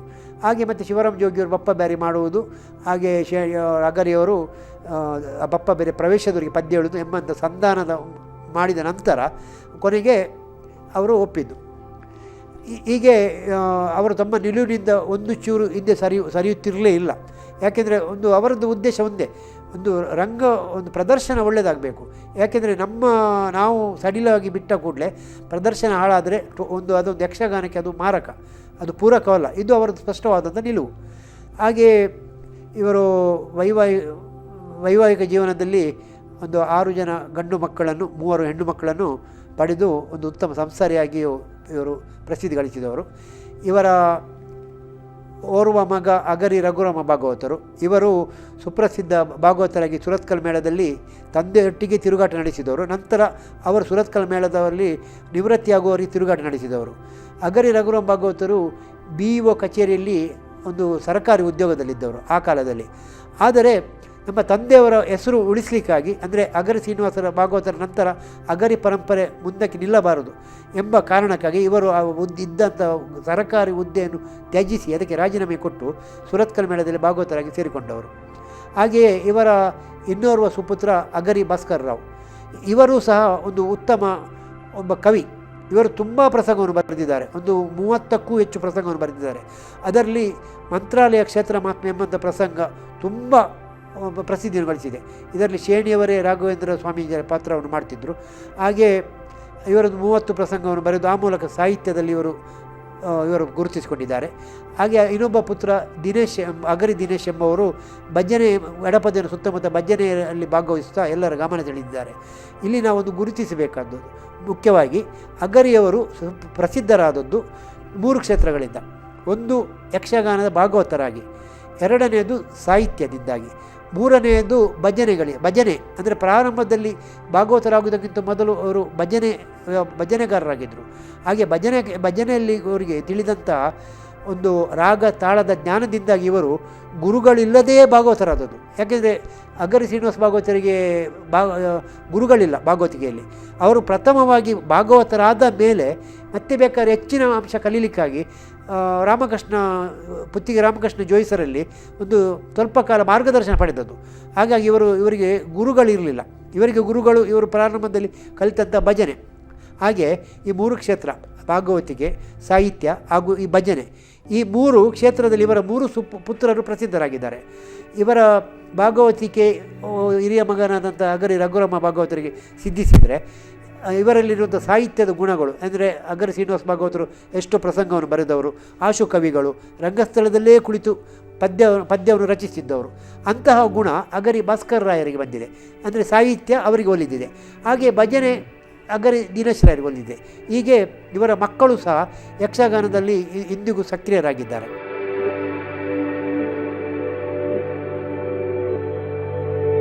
ಹೀಗೆ ಭಾಗವತಿಕೆಯಲ್ಲಿ ಅಪಾರ ಸಾಧನೆ ಗೈದಂಥ ಅಗರಿ ಶ್ರೀನಿವಾಸ ಭಾಗವತರು ಅವರ ಹೇಳಿದಂಥ ಪದ್ಯಕ್ಕೆ ಅಗರಿ ಶೈಲಿ ಎಂಬಂಥ ಒಂದು ಹೆಸರೇ ಬಂದಿದೆ. ಅಗರಿ ಮಟ್ಟು, ಅಗರಿ ಶೈಲಿ, ಈ ರೀತಿಯಾಗಿ ಅದನ್ನು ಹೇಳ್ತಾರೆ. ಅಂದರೆ ಬಲಿಪರು ಆಡುವಂಥ ಒಂದು ಶೈಲಿಗೆ ಬಲಿಪ ಶೈಲಿ ಇದ್ದ ಹಾಗೆ ಅಗರಿಯರ ಒಂದು ಮಾಡುವಂಥ ಶೈಲಿಗೆ ಅಗರಿ ಶೈಲಿ ಅಂತೇಳಿ. ಇದು ಅಗರಿ ಶೈಲಿ ಎಂದರೆ ಏನು ಅಂದರೆ, ಅಗರಿ ಶೈಲಿ ಎಂಬುದು ಕೇವಲ ಒಂದು ಅಗರಿಯವರು ಹೇಳುವಂಥ ಒಂದು ಪದ್ಯ ಹೇಳುವಂಥ ಒಂದು ವಿಧಾನ. ಯಾಕೆಂದರೆ ಅಗರಿಯವರು ಪದ್ಯ ಹೇಳುವಲ್ಲಿ ಅವರಿಗೆ ಮುಖ್ಯ ಅವರು ಪ್ರಾಧಾನ್ಯತೆ ಕೊಡುವುದು ಛಂದಸ್ಸಿಗೆ. ಅದರಲ್ಲಿರುವಂಥ ಮಾತ್ರೆಗಳು ಹೇಗುಂಟೋ, ಆ ಛಂದಸ್ಸು ಹೇಗುಂಟೋ ಅದಕ್ಕೆ ಅನುಗುಣವಾಗಿಯೇ ಹೇಳಿದರೆ ಅದು ಅಗರಿ ಶೈಲಿ ಆಗ್ತದೆ. ಇದಕ್ಕೆ ಉದಾಹರಣೆ ಕೊಡುವಂತಾಗಿದ್ದರೆ, ಕವಿ ಒಂದು ಪ್ರಸಂಗದಲ್ಲಿ ಪದ್ಯ ಬರೆದಿರ್ತಾನೆ. ಕೆಲವರು ಭಾಗವತರು ಹೇಳುವಾಗ ಅದನ್ನು ಸ್ವಲ್ಪ ಸ್ಟೈಲ್ ಮಾಡಲಿಕ್ಕಾಗಿ, ಗಿಮಿಕ್ ಮಾಡಲಿಕ್ಕಾಗಿ, ರಂಜನೆಗೋಸ್ಕರ ಸ್ವಲ್ಪ ಪದವನ್ನು ಆಚೆ ಈಚೆ ಮಾಡಿ ಹೇಳಲಿಕ್ಕುಂಟು. ಉದಾಹರಣೆ ಹೇಳುವುದಾದರೆ, ಒಂದು ಭರತಾಗಮನದಲ್ಲಿ ಬರುವಂಥ ಪದ್ಯ, ಅದರಲ್ಲಿ ರಾಮ ಕೇಳುವಂಥದ್ದು, ಬಂದೆಯ ಇನವಂಶ ವಾರಿದಿ ಚಂದ್ರನಂತೆ ಎಂಬಂತಿರುವ ಪದ್ಯ. ಇದನ್ನು ಹೇಳುವಾಗ ಕೆಲವು ಭಾಗವತರು ಬಂದೆಯ ಇನವಂಶ ಅಲ್ಲಿಗೆ ನಿಲ್ಲಿಸಿ ರಿದಿ ಚಂದ್ರನಂತೆ ಅಂತ ಹೇಳುವುದು.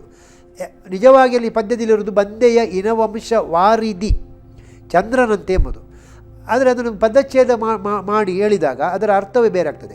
ಆದರೆ ಅಗರಿಯವ್ರದ್ದು ಆಗಿಲ್ಲ. ಅವರು ಪದಚ್ಛೇದ ಮಾಡುವುದಾಗಲಿ, ಆ ಪದವನ್ನು ಖಂಡಿಸುವುದಾಗಲಿ, ಅಥವಾ ಅಲ್ಲಿ ಮಾತ್ರೆಯನ್ನು ಸ್ವಲ್ಪ ರಸ್ವ ಇದ್ದದನ್ನು ದೀರ್ಘ ಮಾಡುವುದಾಗಲಿ, ದೀರ್ಘ ಇದ್ದದನ್ನು ರಸ್ವ ಮಾಡುವುದಾಗಲಿ, ಇದನ್ನು ಖಂಡಿತವೂ ಮಾಡುವುದಿಲ್ಲ. ಹಾಗೆ ಮಾಡದೆ ಪದ್ಯ ಹೇಳುವಾಗ ಅದು ಅಗರಿ ಶೈಲಿಯಾಗಿ ಬಿಂಬಿತವಾಗ್ತದೆ.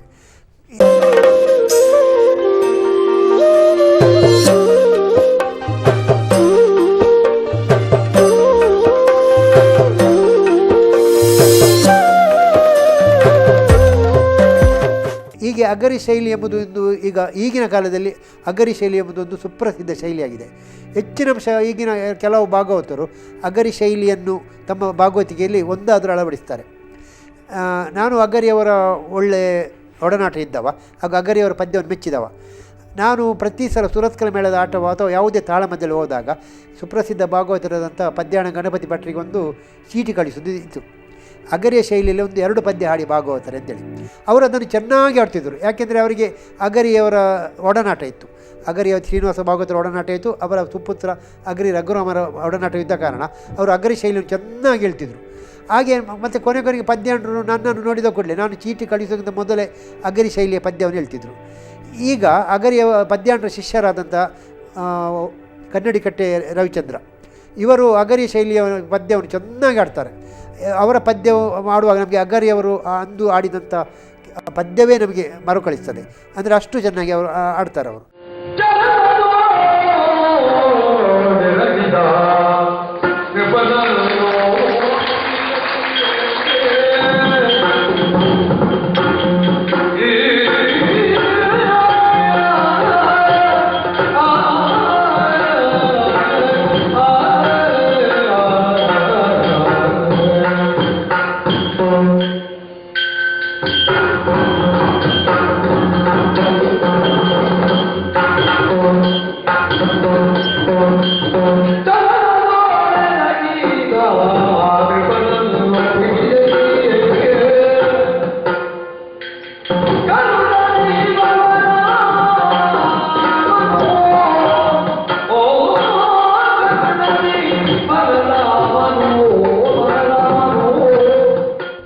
ಹಾಗೆ ಕೆಲವರು ಅಗರಿ ಶೈಲಿಯನ್ನು ಈಗಲೂ ಆಡುವವರಿದ್ದಾರೆ. ಮೊನ್ನೆ ಅಗರಿ ರಘುರಾಮರ ಸುಪುತ್ರರಾದಂಥ ಅಗರಿ ರಾಘವೇಂದ್ರರಾವ್ ಹಾಗೂ ವಾದಿರಾಜರಾವ್ರವರು ನಡೆಸ್ಕೊಂಡು ಬರುತ್ತಿರುವಂಥ ಅಗರಿ ಎಂಟರ್ಪ್ರೈಸಸ್ ಇದರ ಮುಖಾಂತರ ಪ್ರತಿ ವರ್ಷವೂ ಅಗರಿ ಶ್ರೀನಿವಾಸ ಭಾಗವತರ ಒಂದು ಪುಣ್ಯಸ್ಮರಣೆ ಮಾಡ್ತಾ ಇದ್ದಾರೆ.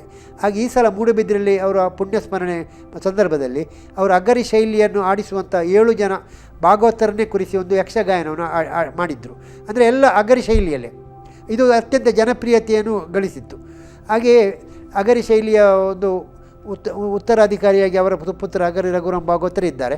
ಹಾಗೆ ಈಗ ಉಳಿದ ಭಾಗವತರು ಅಗರಿ ಶೈಲಿಯನ್ನು ಒಂದು ಅವರ ಪ್ರತಿಬದ್ಧತೆ ಒಂದು 4-5 ಪದ್ಯವನ್ನು ಆಡ್ತಾರಂತಾದಾಗ ನಮಗೊಂದು ಖುಷಿ ಆಗ್ತದೆ. ಯಾಕೆಂದರೆ ಒಂದು ದೊಡ್ಡ ಒಂದು ಸುಪ್ರಸಿದ್ಧ ಕಲಾವಿದರು ಅಳಿದರೂ ಸಹ ಅವರ ಶೈಲಿ ಇವತ್ತಿಗೆ ನಮ್ಮ ಎದುರೇ ಉಂಟಲ್ಲ ಎಂಬಂಥ ಒಂದು ತೃಪ್ತಿ ನಮಗೆ ಮೂಡುವುದು ಉಂಟು.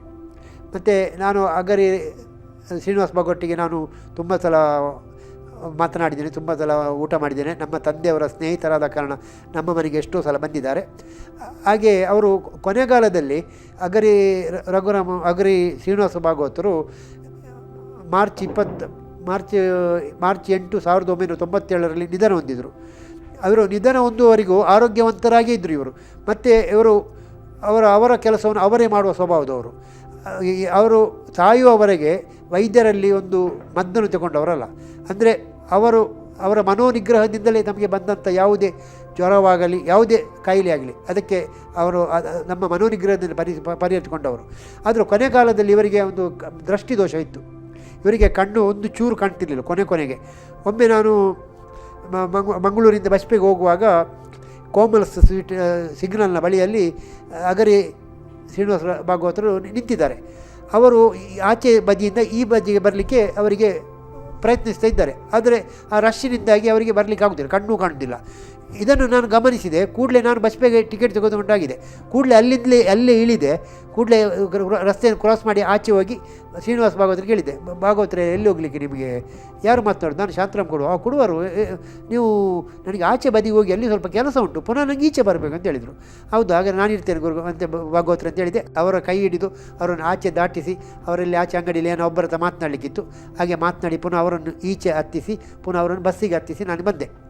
ಹಾಗೆ ಅವರು ಕೊನೆಗಾಲದಲ್ಲೊಮ್ಮೆ ನಮ್ಮ ಮನೆಗೆ ಬಂದಿದ್ದರು. ಹಾಗೆ ನನ್ನ ತಂದೆ ಮತ್ತು ಅವರು ಒಟ್ಟಿಗೆ ಊಟ ಮಾಡ್ತಾ ಇರುವಾಗ ಅವರಿಗೆ ಕಣ್ಣು ಕಾಣ್ತಿರಲಿಲ್ಲ ಆ ಕಾಲದಲ್ಲಿ. ಆವಾಗ ಅವರಿಗೆ ಎಲೆಯಲ್ಲಿ ನಮ್ಮ ತಂದೆ ಅವರ ಕೈಯನ್ನು ಹಿಡಿದು, ನೋಡಿ ಭಾಗವತರೇ, ಇದು ಉಪ್ಪಿನಕಾಯಿ, ಇದು ಚಟ್ನಿ, ಇದು ಸಾಂಬಾರು, ಇದು ಅನ್ನ ಅಂತೇಳಿ ಅವರ ಕೈ ಹಿಡಿದು ಒಮ್ಮೆ ತೋರಿಸಿದ್ದು. ಒಮ್ಮೆ ಮಾತ್ರ ತೋರಿಸಲಿಕ್ಕೆ ಮತ್ತೆ ಅವರ ಕೈ ತನ್ನಷ್ಟಕ್ಕೆ ಅಲ್ಲಿಗೆ ಹೋಗ್ತಿತ್ತು. 2ನೇ ಸಲ ಅವರಿಗೆ ಹೇಳುವ ಅಗತ್ಯ ಇರಲಿಲ್ಲ, ಇದು ಅನ್ನ, ಇದು ಸಾಂಬಾರು, ಇದು ಚಟ್ನಿ ಅಂತೇಳಿ. ಅಂದರೆ ಅಷ್ಟು ಅವರಿಗೊಂದು ಕೊನೆಯ ಕಾಲದವರಿಗೆ ಅವರಿಗೆ ಜ್ಞಾನ ಒಳ್ಳೆಯದೇ ಇತ್ತು. ಅವರು ಕೊನೆಯವರೆಗೆ ಸಮೇತ ಶೌಚಾಲಯಕ್ಕೆ ಹೋಗುವಾಗ ಸಮೇತ ಒಬ್ಬರೇ ಹೋಗ್ತಿದ್ರಂತೆ. ನಾಳೆ ನಿಧನರಾಗುವುದಾದರೆ ಇವತ್ತಿನವರೆಗೆ ಅವರ ಕೆಲಸವನ್ನು ಅವರೇ ಮಾಡಿದವರು, ಯಾರಿಗೂ ಅವರು ಒಂದು ಹೊರೆಯಾಗಿ ನಿಂತವರಲ್ಲ. ಹಾಗೆಯೇ ಕಟ್ಟುನಿಟ್ಟಿನ ಮನುಷ್ಯರಾಗಿ ಅವರು ಕೊನೆಯವರೆಗೆ ಶಿಸ್ತಿನ ಸಿಪಾಯಿಯಂತೆಯೇ ಬಾಳಿ ಬದುಕಿದವರು. ಇಂದು ಅವರ ಮೊಮ್ಮಕ್ಕಳು ಇಂದು ಅಗರಿ ಎಂಟರ್ಪ್ರೈಸಸ್ ಎಂಬಂಥ ಸಂಸ್ಥೆಯ ಮೂಲಕ ಇಂದು ಉದ್ಯಮದತ್ತ ಇಳಿದಿದ್ದಾರೆ. ಆದರೂ ತಮ್ಮ ಅಜ್ಜ ಬೆಳೆಸಿದಂಥ ಪರಂಪರೆ ಉಳಿಯಬೇಕೆಂಬಂಥ ಪ್ರಜ್ಞೆಗಾಗಿ ಅವರು ಈ ಸಲ ಒಂದು ಘೋಷಣೆಯನ್ನು ಮಾಡಿದ್ದಾರೆ. ಯಾರು ಅಗರಿ ಶೈಲಿಯ ಒಂದು ಹಾಡುಗಾರಿಕೆಯನ್ನು ಉಳಿಸಿಕೊಳ್ಳಲು ಪ್ರಯತ್ನಿಸ್ತಾರೋ ಹಾಗೂ ಅವರು ಭಾಗವತಿಕೆಯಲ್ಲಿ ಹೆಚ್ಚು ಸಲ ಅಗರಿ ಶೈಲಿಯನ್ನು ಯಾರು ಉಪಯೋಗಿಸ್ತಾರೋ ಅಂಥವರಿಗೆ ಬರುವ ಅಗರಿ ಸಂಸ್ಮರಣೆ ದಿವಸದಂದು ಅವರಿಗೊಂದು ಉತ್ತಮವಾದಂಥ ಒಂದು ಮೊತ್ತವನ್ನು ಅವರು ಕೊಡಲಿದ್ದಾರೆ. ಮಾತ್ರವಲ್ಲ, ಅಗರಿ ಶೈಲಿಯ ಭಾಗವತಿಗೆ ಅವರು ಯಾರಾದರೂ ಕಲಿಸುವವರಿದ್ದರೆ ಅಥವಾ ಕಲಿಬೇಕಂತ ಇಚ್ಛೆ ಇದ್ದರೆ ಅವರಿಗೆ ನಾವು ನೆರವಾಗುತ್ತೇವೆ ಅಂತ ಘೋಷಣೆಯನ್ನು ಅವರು ಈ ಸಲ ಮೂಡುಬಿದಿರೆಯಲ್ಲಿ ಮಾಡಿದ್ದಾರೆ. ಇದೊಂದು ಮೆಚ್ಚುವಂಥ ಕೆಲಸವೇ.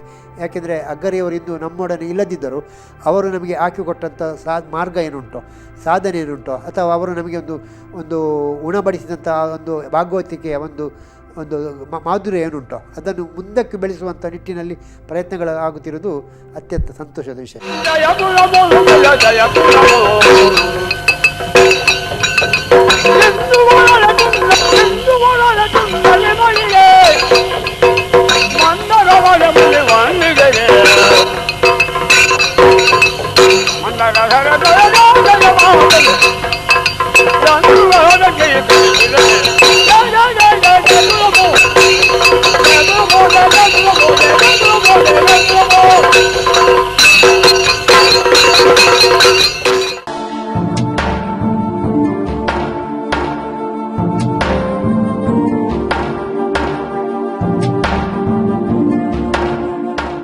ಪ್ರಿಯ ವೀಕ್ಷಕರೇ, ಇಷ್ಟು ಹೊತ್ತು ಯಕ್ಷಗಾನದ ಪ್ರಾತಸ್ಮರಣೀಯ ಎಂದೆನಿಸಿಕೊಂಡಂಥ ಅಗ್ಗರಿ ಶ್ರೀನಿವಾಸ ಭಾಗವತರ ಬಗ್ಗೆ ನೀವು ಶ್ರದ್ಧೆಯಿಂದ ಕೇಳಿದಿರಿ. ಇದಕ್ಕಾಗಿ ನಿಮಗೆ ಧನ್ಯವಾದಗಳು.